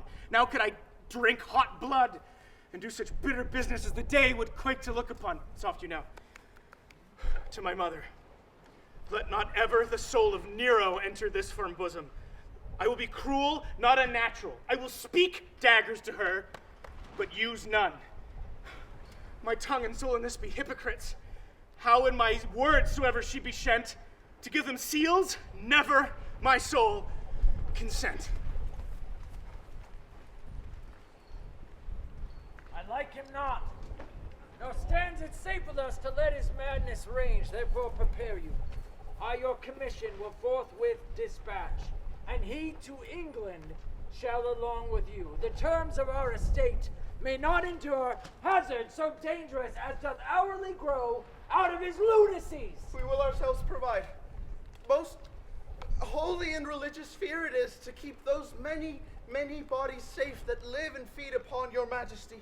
The single and peculiar life is bound. Arm you, I pray you, to this speedy voyage, for we will fetters put upon this fear which now goes too free-footed. We will haste us. My lord, he's going to his mother's closet. Behind the arras, I'll convey myself to hear the process. I'll warrant she'll tax him home. And as you said, and wisely was it said, 'tis meet that some more audience than a mother, since nature makes them partial, should o'erhear the speech of vantage. Fare you well, my lord. I'll call upon you ere you go to bed and tell you what I know. Thanks, dear my lord. Oh, my offense is rank. It smells to heaven. It hath the primal eldest curse upon't, a brother's murder. Pray can I not? Though inclination be as sharp as will, my stronger guilt defeats my strong intent. And like a man to double business bound, I stand in pause, where I should first begin in both neglect. What if this cursed hand were thicker than itself with brother's blood? Is there not rain enough in the sweet heavens to wash it white as snow? Then I'll look up. My fault is past. But oh, what form of prayer can serve my turn? Forgive me my foul murder? That cannot be, since I am still possessed of those effects for which I did the murder. My crown, mine own ambition, and my queen. May one be pardoned and retain the offense? Try what repentance can, what can it not? Yet what can it when one cannot repent, O wretched state? Help, angels, make essay. Bow stubborn knees and heart with strings of steel, be soft as sinews of the newborn babe. All may be well.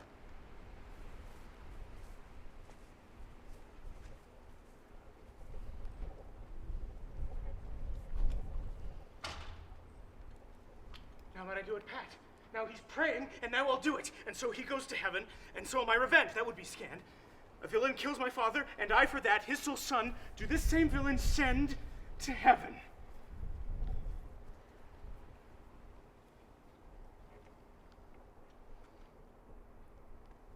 God, this is hire and salary, not revenge. He took my father grossly, full of bread, with all his crimes, broad blown as flush as May. And how his audit stands, who knows save heaven? But in our circumstance and course of thought, 'tis heavy with him. And then am I revenged to take him in the purging of his soul, when he is fit and seasoned for his passage? No. Up sword, and know thou a more horrid hint. When he is drunk asleep, or in his rage, at gaming, swearing, or about some act that has no relish of salvation in it, then trip him, that his heels may kick at heaven, and his soul may be as damned and black as hell whereto it goes. My mother stays. This physic but prolongs thy sickly days.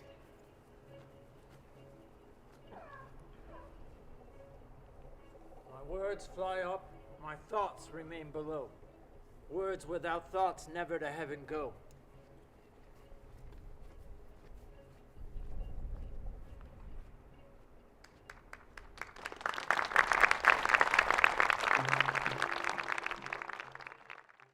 That your grace has screened and stood between much heat and him. Ensconce me here, pray you, be round with him. I'll warrant you, fear me not. Withdraw. I hear him coming. Now, mother. What's the matter? Hamlet, thou hast thy father much offended. Mother, you have my father much offended. Come, you answer with an idle tongue. Go, you question with a wicked tongue. Why, how now, Hamlet? What's the matter now? Have you forgot me? No! By the cross, not so. You are the queen, your husband's brother's wife. And would it were not so, you are my mother. Nay, then I'll set those to you that can speak. Nay, come and sit you down. You go not till I set you up a glass where you may see the inmost part of you. What wilt thou do? Thou wilt not murder me! Help! Help, ho! Help! How now? Dead for a ducat! Dead! Go! I'm slain! What hast thou done? Nay, I know not. Is it the king?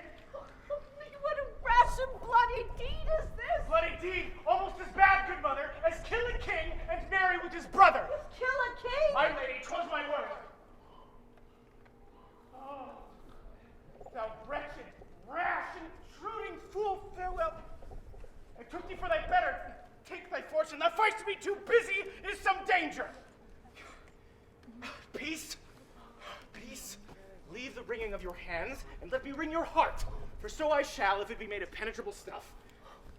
What have I done that thou darest wag thy tongue in noise so rude against me? Oh, such an act that blurs the grace and blush of modesty, calls virtue hypocrite, plucks off the rose from the forehead of a fair love, and sets a blister there, makes wedding vows as false as dicers' oaths. What act that roars so loud and thunders in the index? Look upon this picture and on this, the counterfeit presentment of two brothers. See what a grace was seated on this brow? Hyperion's curls, the front of Jove himself, an eye like Mars to threaten and command, a combination and a form indeed, where every god did seem to set his seal to give the world assurance of a man. This was your husband. Look you now what follows. Here is your husband, like a mildewed ear blasting his wholesome brother. Have you eyes? You cannot call it love, for at your age, the heyday and the blood is tame. It's humble and waits upon the judgment. And what judgment would step from this to this? What devil was it that thus hath cozened you at hoodman blind? Eyes without feeling, feeling without sight, ears without hands or eyes, smelling sans all, or but a sickly part of one true sense, could not so mope. Speak to me no more. Thou turnst my eyes into my very soul, and there I see such black and grained spots as will not leave their teeth. Nay, but to live in the rank sweat of an enseamed bed, stewed in corruption, honeying and making love over the nasty sty. No more. No more. These words like daggers enter into mine ears. No more, sweet Hamlet. A murderer and a villain, a slave that is not the 20th part of the tithe of your precedent, Lord, a cutpurse of the empire and the rule, that from his shelf the precious diadem stole and put it in his pocket. No more. A king of shreds and patches. Save me and hover o'er me with your wings, you heavenly angels. What would your gracious figure? Alas, he's mad. Do not you come your tardy son to chide that lapsed in time and passion. Let's go by the important acting of your dread command. Oh, say! Do not forget! This visitation is but to whet thy almost blunted purpose. But look, amazement on thy mother sits. Oh, step between her and her fighting soul, Hamlet. Conceit in weakest bodies, strongest works. Speak to her, Hamlet. How is't with you, lady? Alas, how's with you that you do bend your eye on vacancy, and with the incorporeal air do hold discourse? Whereon do you look? On him. On him. Look you how pale he glares. But do not look upon me, lest with this piteous action you convert my stern effects. Then what I have to do will want true color, tears perchance for blood. To whom do you speak this? Do you see nothing there? No, nothing at all, nothing, yet all that is I see. Nor do you nothing here? Nothing but ourselves. But look you there. Look how it steals away. My father in his habit as he lived. Look where he goes, even now out at the portal. This is the very coinage of your brain, this bodiless creation. Ecstasy is very cunning in. Ecstasy? Mother, my pulse as yours doth temperately keep time, and makes his healthful music. It is not madness that thus that I have uttered. Put me to the test, and I will the matter reword, which madness would gamble from. Thank not that mattering unction to your soul, that not your trespass, but my madness speaks. It will but skin and film the ulcerous place, whilst rank corruption, mining all within, infects unseen. Mother, repent what's past. Avoid what is to come, and do not throw the compost on the weeds to make them rancor. Forgive me this, my virtue, for in the persons of these fatty times, virtue itself of vice must pardon beg, yea, curb and woo, for leave to do him good. Hamlet, thou hast cleft my heart in twain. Oh, throw away the worser part of it, and live the purer with the other half. Mother, good night, but do not go to mine uncle's bed. Refrain tonight. Assume a virtue if you have it not, and that will lend a kind of easiness to the next abstinence. Mother, good night. For this same Lord, I do repent, But I will answer well the death I gave him, and that heaven hath pleased it so to punish me with this and this with me, that I must be their scourge and minister. I must be cruel, only to be kind. Thus, bad begins and worse remains behind. What shall I do? This by no means that I bid you do. Let the bloat king tempt you again to bed, and for a pair of reachy kisses make you to ravel all this matter out, that essentially I am not in madness, but mad in craft. 'Twere good you let him know. Be thou assured, if words be made of breath and breath of life, I have no life to breathe what thou hast said to me. I must to England, you know that? Alack, I had forgot. 'Tis so concluded on. There's letters sealed, and my two schoolfellows, whom I trust as I will adders fanged, they bear the mandate. They must sweep my way and marshal me to knavery. Let it work, for 'tis the sport to have the engineer hoist with his own petard, and shall go hard. But I will delve 1 yard below their minds, and blow them at the moon. 'Tis most sweet, when in one line two crafts directly meet. This lord shall set me packing. Indeed, this counselor is now most still, most secret, and most grave, who was in life a foolish prating knave. I'll lug the guts into the neighbor room. Come, sir, to draw toward an end with you. Good night, mother. There's matter in these sighs. These profound heaves, you must translate. 'Tis fit we understand them. Where's your son? He stole this place on us a little while. What, Gertrude? How does Hamlet? Oh, my good Lord, what have I seen tonight? Mad as the sea and wind, when both contend which is the mightier. Behind the air is hearing something stir. In his lawless fit withdraws his rapier, cries, a rat, and in this brainish apprehension kills the unseen good old man. Oh, heavy deed. It had been so with us had we been there. His liberty is full of threats to all, to you yourself, to us, to everyone. Alas, how shall this bloody deed be answered? It will be laid to us, whose providence should have kept it short, restrained, and out of haunt. Where is he gone? To draw apart the body he hath killed, or whom his very madness, like some ore among a mineral of metal's base, shows itself pure. He weeps for what is done. Oh, Gertrude, come away. The sun no sooner shall the mountain touch, but we will ship him hence. For this vile deed we must, with all our majesty and skill, both countenance and excuse. Ho, Guildenstern! Friends both, go join you in some further aid. Hamlet in madness hath Polonius slain. Go seek him out, speak fair, and bring the body into the chapel. I pray you hasten this. Oh, Gertrude, come away. We'll call up our wisest friends and tell them both what we mean to do and what's untimely done. Oh, come away. My soul is full of discord and dismay.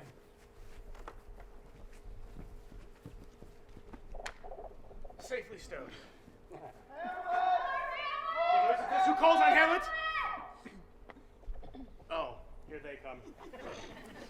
What have you done, my lord, with the dead body? Compounded it with dust whereto 'tis kin. Tell us where 'tis, that we may take it thence and bear it to the chapel. Do not believe it. Believe what? That I can keep your counsel and not mine own. Besides, to be demanded of a sponge, what replication should be made by the son of a king? I understand you not, my lord. I'm glad of it. A knavish speech sleeps in a foolish ear. My lord, you must tell us where the body is and go with us to the king. The body's with the king. But the king is not with the body. The king is a thing. A thing, my lord? Of nothing. Bring me to him.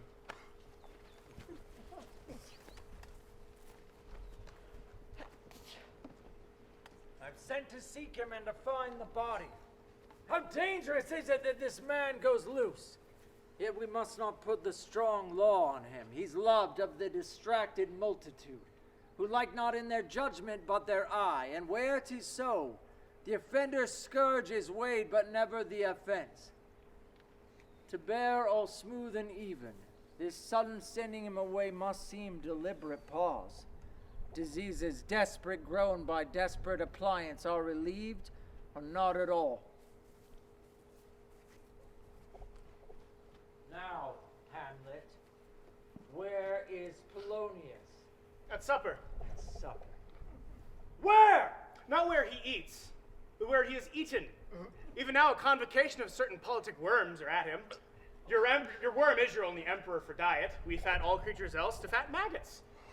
A man may fish of a worm that hath fed of a king, and eat of that fish that hath fed of that worm. What does you mean by this? Oh, nothing, but to show you how a king may go a progress through the guts of a beggar.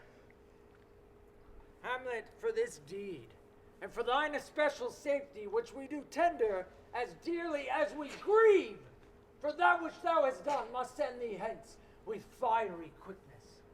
Therefore prepare thyself. The bark is ready, the associates tend, the winded help, and everything is bent for England. For England. Aye, Hamlet. Good. So is it if thou knowest our purposes. I see a cherub that sees them. But come, for England! Farewell, dear mother. Thy loving father, Hamlet. Mother and father is man and wife. Man and wife is one flesh, and so, my mother. But come, for England! Follow him close. Tempt him with speed abroad. Delay it not, I'll have him hence tonight. Away, for everything is sealed and done that else leans on the affair. I pray you make haste. And England, if my love thou holds at aught, thou mayest not coldly set our sovereign process, which imports at full, by letters congruing to that effect, the present death of Hamlet. Do it, England.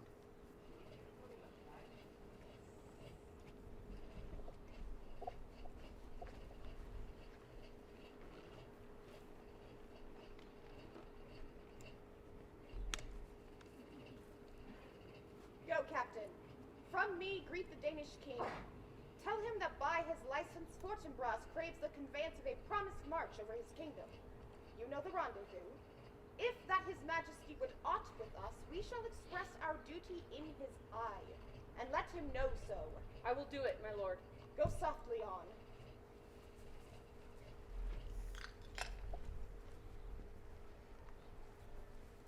I will not speak with her. She is importunate. Indeed, distract. Her mood will needs be pitied. What would she have? She speaks much of her father. Says she hears there's tricks in the world, and hems and beats her heart, spurns enviously at straws, speaks things in doubt that carry but half sense. Her speech is nothing. 'Twere good she were spoken with, for she may strew dangerous conjectures in ill-breeding minds. Let her come in. To my sick soul, as sin's true nature is, each toy seems prologue to some great amiss. So full of artless jealousy as guilt, it spills itself in fearing to be spilt. Where is the beauteous majesty of Denmark? Why, how now, Ophelia?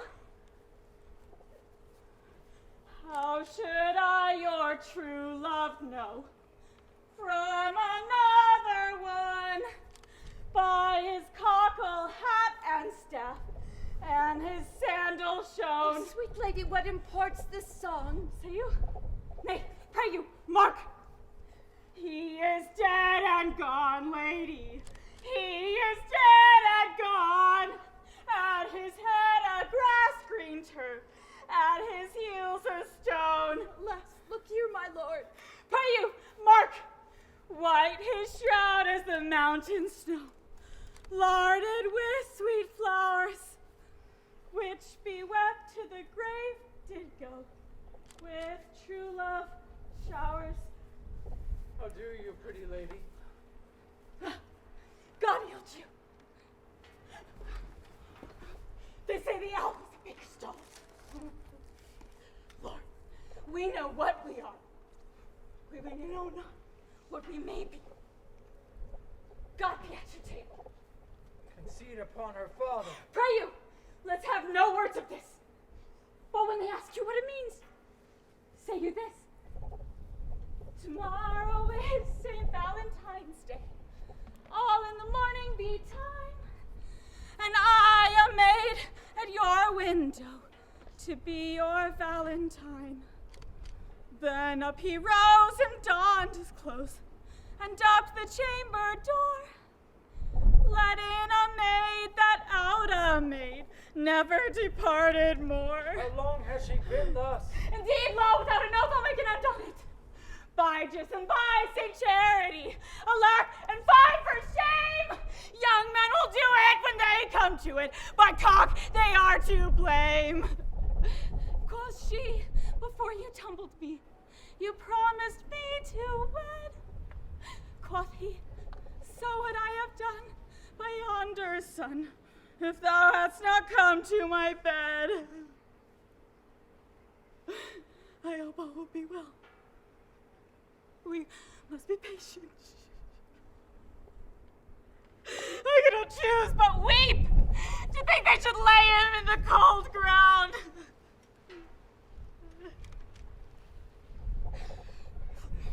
My brothers shall know of this. And so I thank you for your good counsel. Come, my coach. Good night, ladies. Good night. Sweet ladies, good night. Good night. Follow her close. Give her good watch, I pray you. Oh, Gertrude. This is the poison of deep grief. It springs all from her father's death. When sorrows come, they come not single spies, but in battalions. Poor Ophelia, divided from herself and her fair judgment, without the which we are pictures, a mere beast. Last, inasmuch as containing all these, her brother is in secret, comes from France, feeds on his wonder, keeps himself in clouds, and wants not buzzers to infect his ear with pestilent speeches of his father's death. We choose Laertes! Alack, what noise is this? Where are my Switzers? Let them guard the door. Give me my father! Calmly, good Laertes.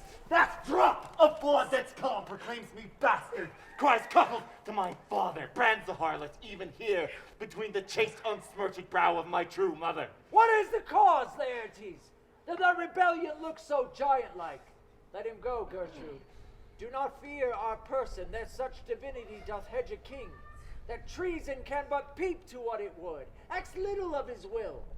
Tell me, Laertes, why art thou thus incensed? Let him go, Gertrude. Speak, man. Where is my father?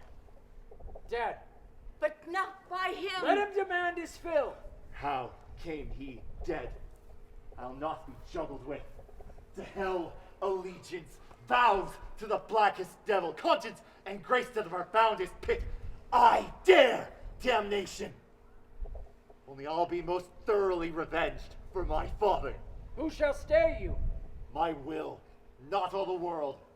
Good Laertes, if you desire to know the certainty of your good father's death, is it read in your revenge that swoop's sake you will draw both friend and foe, winner and loser? None but his enemies. Will you know them then?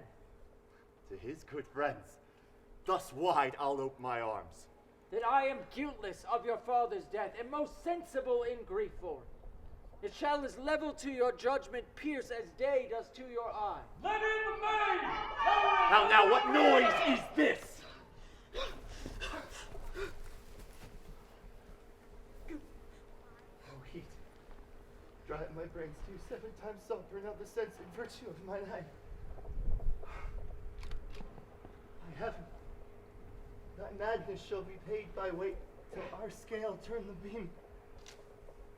O Rose of May, dear maid, kind sister, sweet Ophelia. Oh, heaven. Is it possible a young maid's wit should be as mortal as an old man's life? They bore him barefaced on the bier. Hey, nonny, nonny, hey, nonny, and in his grave ran many a tear. Fare thee well, my dove. Hadst thou thy wits and didst persuade revenge, it could not move thus. You must sing the down, and you call him a down. Oh, how the wheel becomes it. It is the false steward that stole his master's daughter. this nothing's more than matter. There's Rosemary. That's for remembrance. Pray, love, remember. And there's pansies. That's for thoughts. Document of madness, thoughts and remembrances fitted. There's fennel for you. And Columbine. There's rue for you. And some for me. We may call it Earth Graces Sundays. Well, you must wear your rue with a difference. There's a daisy for you. I would give you some violets, but they withered all when my father died. Oh, they say he made a good end. For bonny sweet Robin is all my joy. Thought and affliction, passion, hell itself, she turns to favor and to prettiness. And will he not come again? And will he not come again? No, no, he is dead. Go to thy deathbed. He never will come again. His beard was as white as snow. A flaxen was his poll. He is gone. He is gone. We cast away moan. God have mercy on his soul.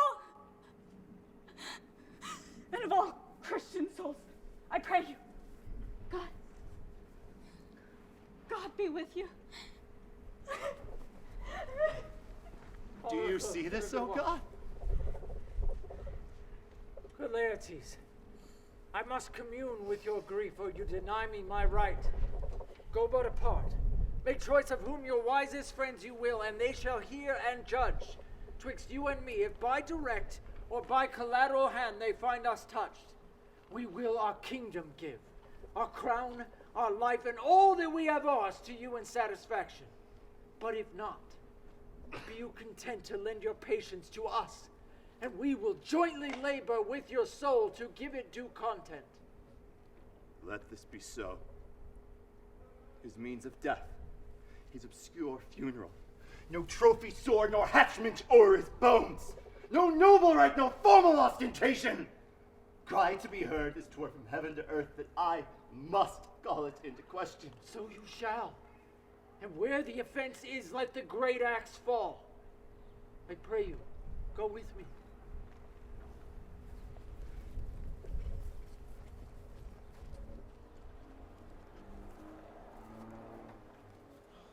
Horatio, when thou shalt have overlooked this, give these fellows some means to the king.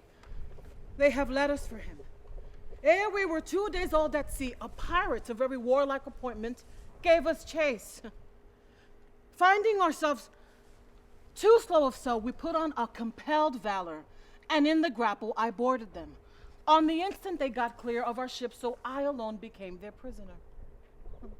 They have dealt with me like thieves of mercy, but they knew what they did. I am to do a good turn for them. Let the king have the letters that I have sent, and repair thou to me with as much speed as thou wouldst fly death. I have words to speak, and thine ear will make thee dumb.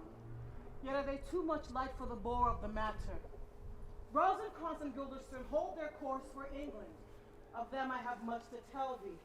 Farewell, he that knoweth thine, Hamlet. Now must your conscience my acquaintance seal, and you must put me in your heart for friend, sith you have heard, and with a knowing ear, that he who hath your noble father slain pursued my life. It well appears. But tell me, why you proceeded not against these feats, so crimeful and so capital in nature, as by your safety, wisdom, all things else, you were mainly stirred up. Oh, for 2 special reasons, which may to you perhaps seem much unsinewed, but yet to me they are strong. The queen, his mother, lives almost by his looks. For myself, my virtue or my plague, be it either which, she's so conjunctive to my life and soul. that as the star moves not but in his sphere, I could not but by her. The other motive why to a public count I might not go is the great love the general gender bear him, who dipping all his faults and their affections would like the spring that turneth wood to stone, convert his gyes to graces, so that my arrows, too slightly timbered for so loud a wind, would have reverted to my bow again, and not where I had aimed them. And so have I a noble father lost, a sister driven to desperate terms, whose worth, if praises may go back again, stood challenger on the mount of all the age for her perfections. But my revenge will come! Break not your sleeps for that. You must not think we are made of stuff so flat and dull, that we can let our beard be shook by danger and call it pastime. You shortly shall hear more. I loved your father, and we love ourself, and that I hope will teach... Oh, now, what news? Letters, my lord, from Hamlet. This to your majesty, this to the queen. From Hamlet? Who brought them? Sailors, my lord. They say, I saw them not. Laertes, you shall hear them. Leave us. High and mighty, you shall know I am set naked on your kingdom. Tomorrow shall I beg leave to see your kingly eyes, when I shall, first asking your pardon thereunto, recount the occasion of my sudden and more strange return. Hamlet, what can this mean? Or all the rest come back? Is it some abuse or no such thing? Know you the hand? 'Tis Hamlet's character, naked, and in a postscript here he says alone, can you advise me? I am lost in it, my lord. But let him come. It warms the very sickness in my heart that I shall live and tell him to his teeth, thus didst thou. It falls right. And Laertes, how should it be so? How otherwise? Will you be ruled by me? Aye, my lord, so you will not overrule me to a peace. To thine own peace. If he be now returned as checking at his voyage, and that he means no more to undertake it, I'll work him to an exploit, now ripen my device, under the which he shall not choose but fall. And for his death, no wind of blame shall breathe, but even his mother shall encharge the practice and call it accident. My lord, I will be ruled. The rather, if you could devise it so that I might be the organ. It falls right. Laertes, was your father dear to you, or you like the painting of a sorrow, a face without a heart? Why ask you this? What would you undertake to show yourself your father's son in deed, more than in words? To cut his throat i' the church. No place indeed should murder sanctuarize, revenge should have no bounds. Good Laertes, will you do this? Keep close within your chamber. Hamlet returned shall know you are come home. Will put on those that shall praise your excellence, bring you in fine together, and wager on your heads. He, being remiss, most generous, and free from all contriving, will not peruse the foils, so that with ease or a little shuffling, you may choose a sword unbaited and requite him for your father. I will do it. And for that purpose, I'll anoint my sword. I bought an unction of a mountebank so mortal that but dip a knife in it where it draws blood. No cataplasm so rare, collected from all simples that have virtue under the moon, can save the thing from death that is but scratched withal. I'll touch my point with this contagion.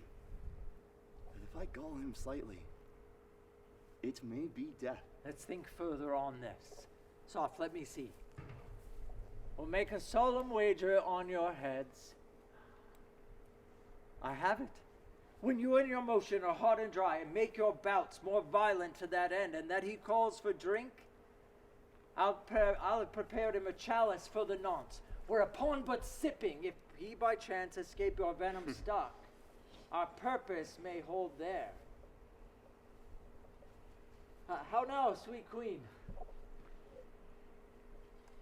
One woe doth tread upon another's heels, so fast they follow. Your sister's drowned, Laertes. Drowned? Oh. Where? There's a willow grows aslant the brook that shows its hoar leaves in the glassy stream. There with fantastic garlands did she make of grow flowers, nettles, daisies, and long purples that liberal shepherds give a grosser name, but our cold maids do dead men's fingers call them. There on her pendant boughs her cornet weeds clamoring to hang, an envious sliver broke, and down her weedy trophies fell into the weeping brook. Her clothes spread wide, and mermaid-like they bore her up, which time she sang snatches of old tunes as one incapable of her own distress, or like a creature native and endued unto that element. But long it could not be till that her garments heavy with their drink pulled the poor wretch from her melodious lay to muddy death. Alas, then, she is drowned. Drowned. Drowned. Too much of water hast thou, poor Ophelia, therefore I forbid my tears, and yet it is our trick. Nature, her custom holds, let shame say what it will. When these are gone, the woman will be out. Adieu, my lord. I have a speech of fire that fain would blaze, but that this folly drowns it. Let's follow, Gertrude. How much I had to do to calm his rage, now fear I this will give it start again. Therefore, let's follow. Is she to be buried in Christian burial that willfully seeks her own salvation? I tell you she is. So therefore dig her grave straight. The crowner has sat on her and finds it to be Christian burial. Well, how can that be unless she drowned herself in her own defense? Why, 'tis so. If I drown myself wittingly, it argues an act. And an act hath three branches. It is to act, to do, to perform. Our gal, she drowned herself wittingly. Pardon me, neighbor. How hear you, good man Delver? Oh, give me leave. Here lies the water. Good. Here stands the man. Good. Now, if the man go to this water and drown himself, it is, will you, nill you, he goes. Mark you that. But if the water come to this man and drown him, then he goes not himself. Our gal, he that is not guilty of his own death, shortens not his own life. What is this law?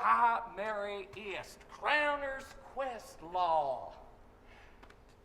Now, will you have the truth on it? Huh? If this had not been a gentlewoman, she should have been buried out of Christian burial. Why, there thou sayest. The more pity is't that great folk should have countenance in this world to drown or hang themselves more than they're in Christian. Ah, come, my spade. There's no ancient gentlemen but gardeners, ditchers, and grave makers. They hold up Adam's profession. Oh, was he a gentleman? He was the first that ever bore arms. Why, he had none. What? Art a heathen? How dost thou understand the Scripture? The Scripture says, Adam digged. Could he dig without arms? I'll put another question to you. If you answer not to the purpose, confess thyself. I'll go to. What's he build stronger than the mason, the shipwright, or the carpenter? The gallows maker. For that frame outlives 1,000 tenants. I like that wit well in faith. The gallows does well. But how does it well? It does well to those that do ill. Now thou dost ill to say the gallows is built stronger than the church. Our gal, the gallows, they do well to thee. Do it again, come. Who builds stronger than a mason, a shipwright, or a carpenter? Answer me that, and unyoke. Mary, now I can tell. Toot. Mass, I cannot tell. Oh, Cudgel thy brains no more about it, for your dull ass will not mend his pace with beating. And when you are asked this question next, say, a grave maker. Houses he makes last till doomsday. Go get thee to young and fetch me a stoop of liquor. Ooh, in youth, when I did love, methought 'twas very sweet. A contractor methought there was nothing made. Has this fellow no feeling at all about his business that he sings at grave making? Custom hath made it in him a property use of easiness. 'Tis even so. The hand of little employment hath the daintier sense. Ah, but age with his stealing step has clawed me in his clutch and has shipped me until the land as if I'd never been such. Woo! That skull had a tongue in it and could sing once. How this knave jowls it to the ground like it were Cain's jawbone that did the first murder. Why, it might be the pate of a politician, might it not? One that would circumvent God, which this dull-ass now reaches, might it not? It might, my lord. Or the pate of a courtier, head of a courtier that would say, good morrow, good my lord. Good, how dost thou, good my lord? This might be my lord such a one, that praised my lord such a one's horse when he meant to beg it, might it not? A pickaxe and a spade and a shrouded sheet, for a pit of clay for to be made for such a guest is meet. Ah, there's another! Why might not that be the pate of a lawyer? Where be his cases now, his tenures, his tricks? And why does he suffer this rude fellow to knock him about the sconce with a dirty shovel, and will not tell him of his action of battery? Why, this fellow in his life might be a great buyer of lands, might he not? Where be his recognizances now, his recoveries, his fines? Is this the fine of his fine, and the recovery is of his recoveries? To have his fine pate filled with fine dirt? And the purveyances of his lands will hardly fit in that box. And must the inheritor be no more the better, huh? I'll speak to him. Whose grave's this, Sarah? Mine, sir. Oh, I think it be thine indeed, for thou liest in it. Oh, you lie out on it, sir, and therefore it is not yours. For my part, though I do not lie in't, yet 'tis mine. Thou dost lie in't. To be in't and say 'tis thine, 'tis for the dead, not for the quick. Therefore, thou liest. 'Tis a quick lie, sir. 'Twill weigh again from me to you. What man dost thou take it for? No man, sir. What woman, then? None neither. Who's to be buried in it? One that was a woman, sir, but rest her soul, she's dead. How absolute the knave is, who will speak by the card or equivocation will undo us. How long hast thou been a grave maker? Oh, of all the days of the year, I came to it that day our last king, Hamlet, or came Fortinbras. How long has that been since? Cannot you tell that? Faith, any fool can tell that. 'Twas the very day that young Hamlet was born, he that is mad and sent into England. Aye, Mary, how came he mad? Oh, very strangely, they say. How strangely?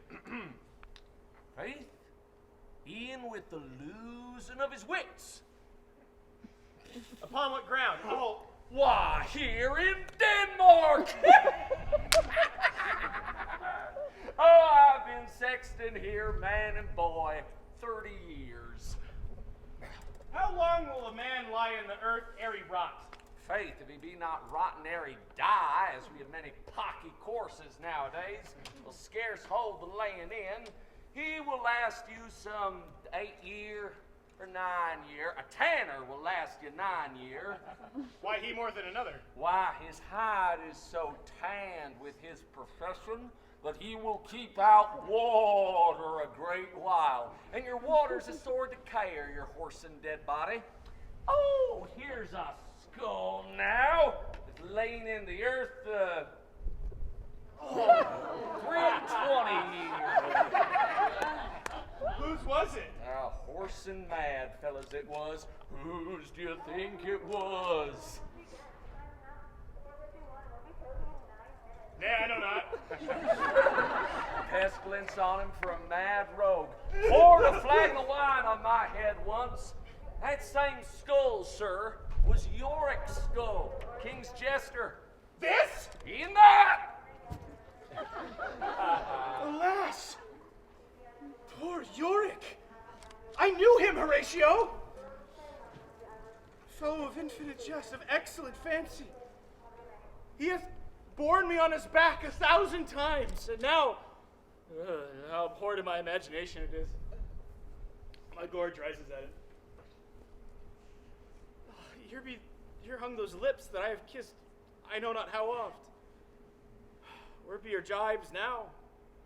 Your songs, your gambols, your flashes of merriment that were wont to set the table on a roar. Not one now to mock your own grinning? Quite chop-fallen? Now, get you to my lady's chamber.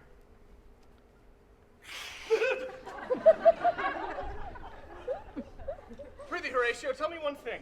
What's that, my lord? Dost thou think Alexander looked at this fashion in the earth so? Even so. And smelt so? Ugh. Even so, my lord. Does it not, thinkest thou, cannot imagination trace the noble dust of Alexander till he find it stopping a bunghole? For to consider, too curiously to consider so. No, faith, not a jot. But with modesty enough to follow and imagination to lead it is thus.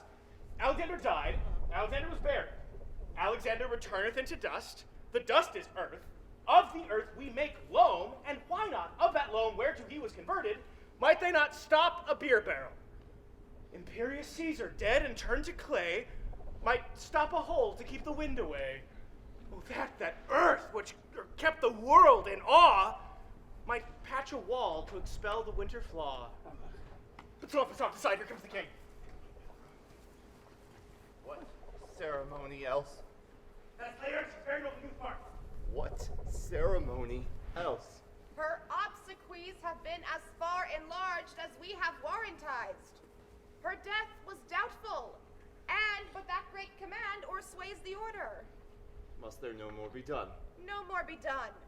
We shall profane the service of the dead to sing a requiem and such rest to her as to peace-parted souls. Layer of the earth, and from her fair and unpolluted flesh may violets spring. I tell thee, churlish priest, a ministering angel shall my sister be when thou liest howling. What, the fair Ophelia? Sweets to the sweet farewell. I thought thou shouldst have been my Hamlet's wife. I thought thy bride bed to have decked, sweet maid, and not have strewed thy grave. Oh, treble woe. Fall 10 times treble on that cursed head whose most wicked deed thy most ingenious sense did deprive thee of. Hold off the earth a while, till I have caught her once more in my arms. Oh, no! Now, pile your dust upon the quick and dead, till this flat a mountain you have made to overtop old Pelion with a skyish head of blue Olympus. What is he whose grief bears such an emphasis? Whose praise and sorrow bids the wandering stars stand and makes them stand like wonder-wounded hearers? This is I, Hamlet the Day! The devil take thy soul! Thou praise not well! God! Take the fingers from my throat! I am not expletive and rash, yet have I something in me dangerous, left thy wise to steer. Prithee, hold off thy hands! Pluck them asunder! Hamlet! Be quiet! Wait, I will fight with them upon this theme until my eyelids will no longer blast! Oh, my son, what theme? I love Ophelia! 40,000 brothers with all their quantity of love could not make up my sum. What wilt thou do for her? He is mad, Swoon, Laertes! show me what thou do. Would weep, would fight, would fast, would tear thyself, drink up easily, eat a crocodile? I'll do it. This will come here to whine and outface me with leaping in her grave. Be buried quick with her, and so will I. Let that, and if thou prate of mountains, let them throw millions of acres upon us, and thou'lt mouth, I'll rant as well as thou. This is mere madness! And thus while the fit will work on him.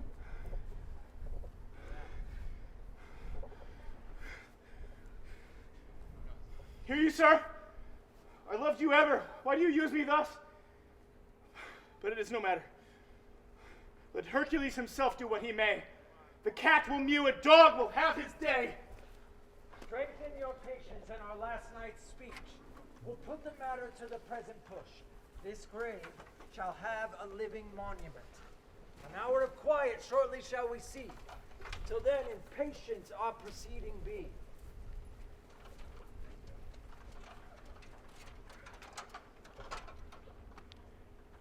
So much for this, sir. Now, shall you see the other? You do remember all the circumstance? Remember it, my lord?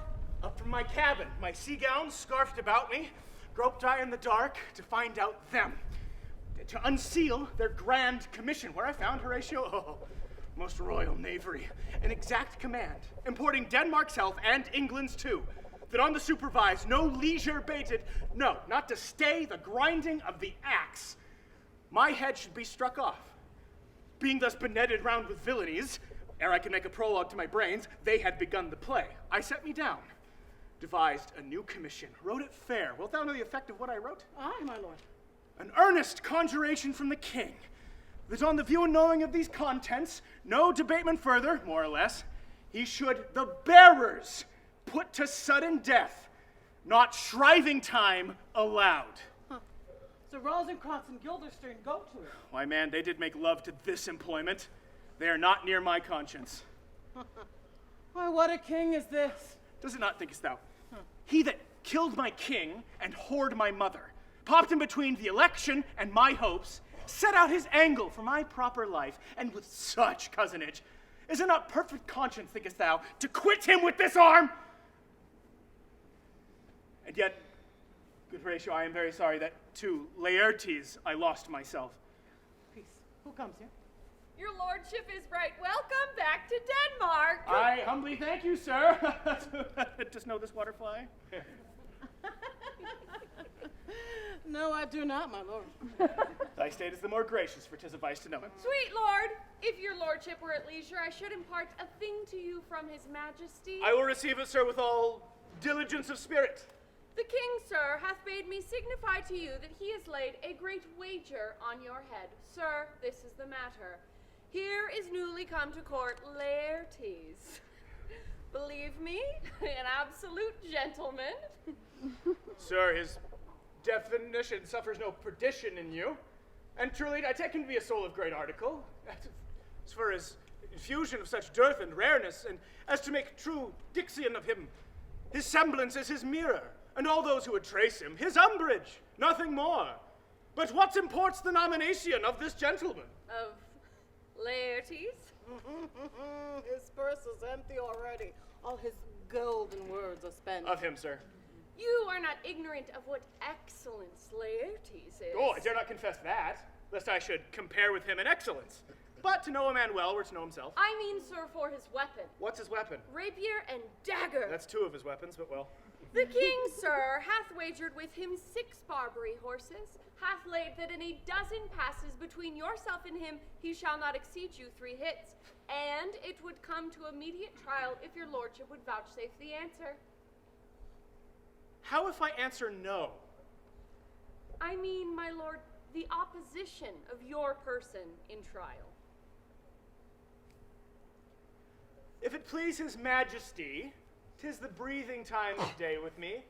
Let the foils be brought, the gentleman hold his purpose, and the king willing. I will win for him, and I can. If not, I will gain nothing but my shame and the odd hits. Shall I redeliver you even so?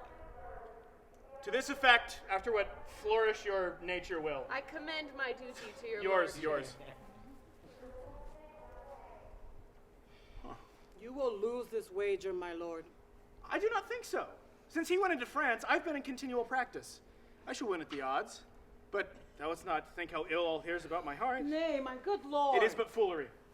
If your mind dislike anything, obey it. I will forestall their repair hither and say, you're not fit. Not a whit. We defy augury.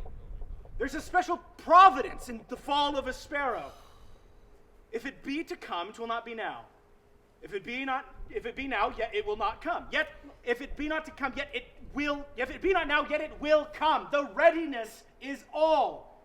Since man has no aught of what he leaves, what is to leave betimes? Let be.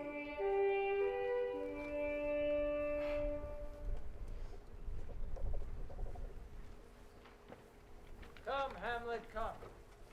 And take this hand from me.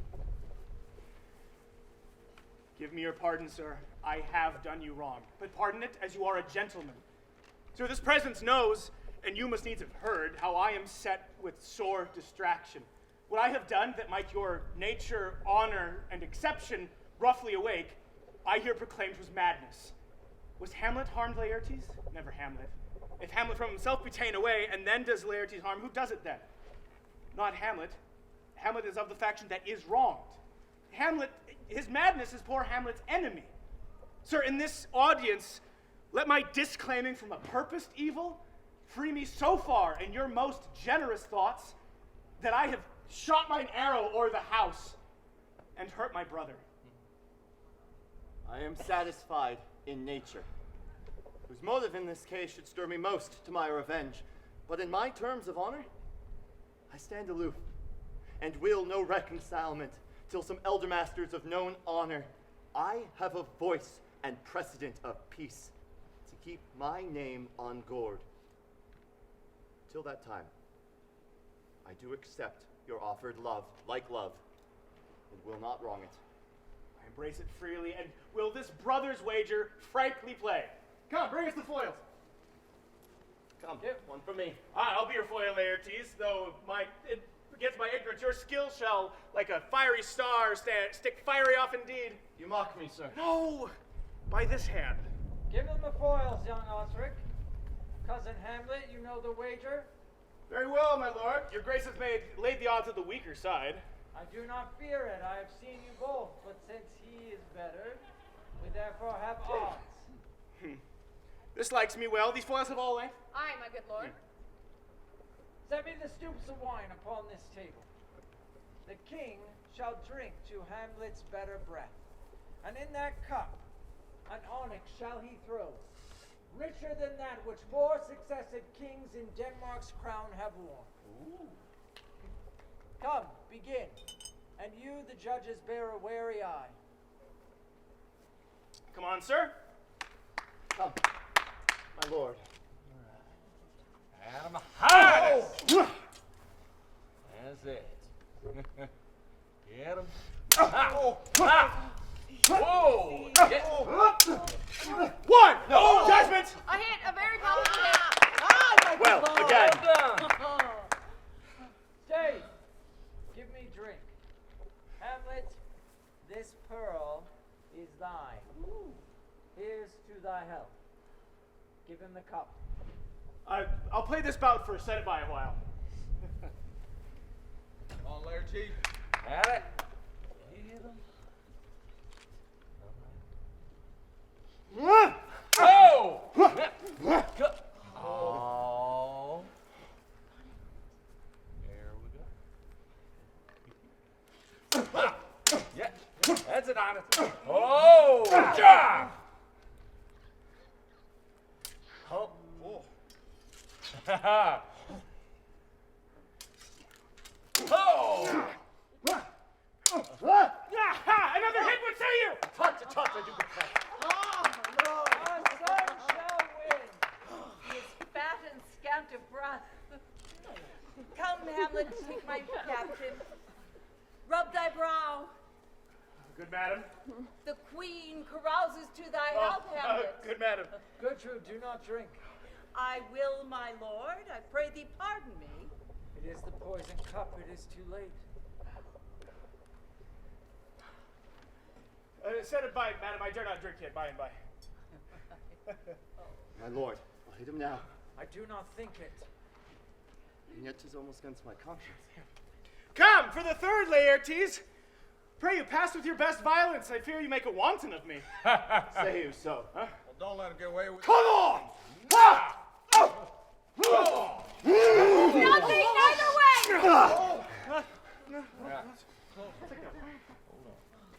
Hey! Have at you now. Oh. Oh!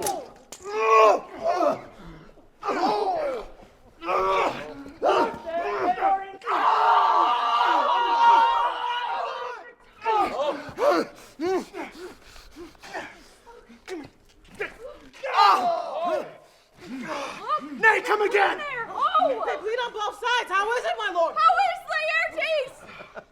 Why, as a woodcock to mine own spring, Osric, I am justly killed by mine own treachery. How's the queen? No, She swoons to see them bleed. drink the The drink, oh my dear Hamlet, the drink, I'm poisoned. What? Oh, Ophelia! Let the doors be locked! Treachery, seek it out! It is here, Hamlet. Hamlet, thou art slain. No medicine in the world can do thee good. The treacherous instrument is in thy hand, unbaited and envenomed. The foul practice hath turned itself on me, and lo, here I lie, never to rise again. Thy mother's poison.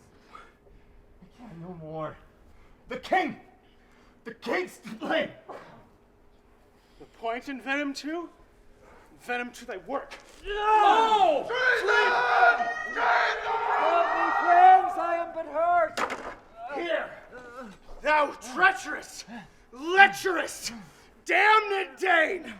Drink off this potion. Is thy union here? Follow my mother!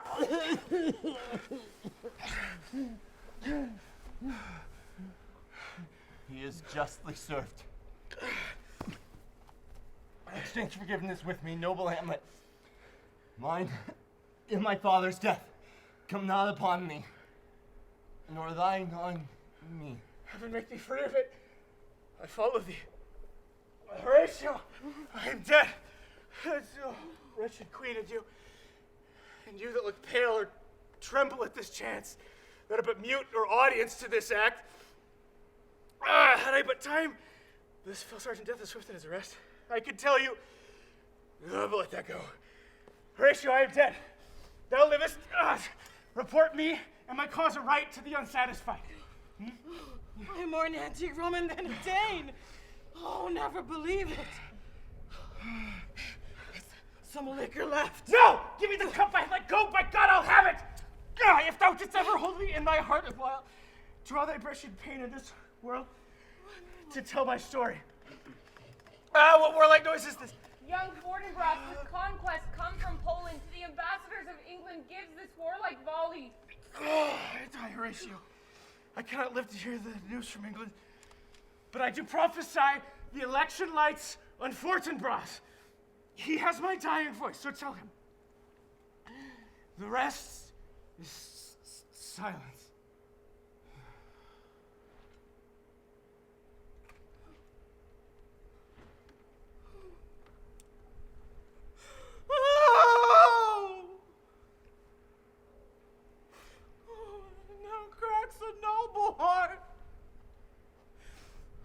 Good night, sweet prince. And flights of angels sing thee to thy rest. Why does the drum come hither? Where is this sight? What is it ye would see? If aught of woe or wonder, cease your search. This quarry cries on havoc. Oh, proud death. What feast is there in thine eternal cell that thou so many princes at a shot so bloodily hast struck? The sight is dismal, and our affairs from England come too late. The ears are senseless that should give us hearing, to tell him his commandment is fulfilled, that Rosencrantz and Guildenstern are dead. Where should we have our thanks? Not from his mouth had it the ability of life to thank you. He never gave commandment for their death. But since so jump upon this bloody question, you from the Polish wars, and you, England, are thus arrived, give order that these bodies be placed high upon a stage to the view. And let me speak to the yet unknowing world about how these things came about. All this can I truly deliver. Let 4 captains bear Hamlet like a soldier to the stage, for he was likely, had he been put on, to have proved most royal. Take up the bodies.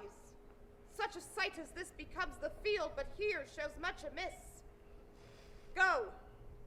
Bid the soldiers shoot.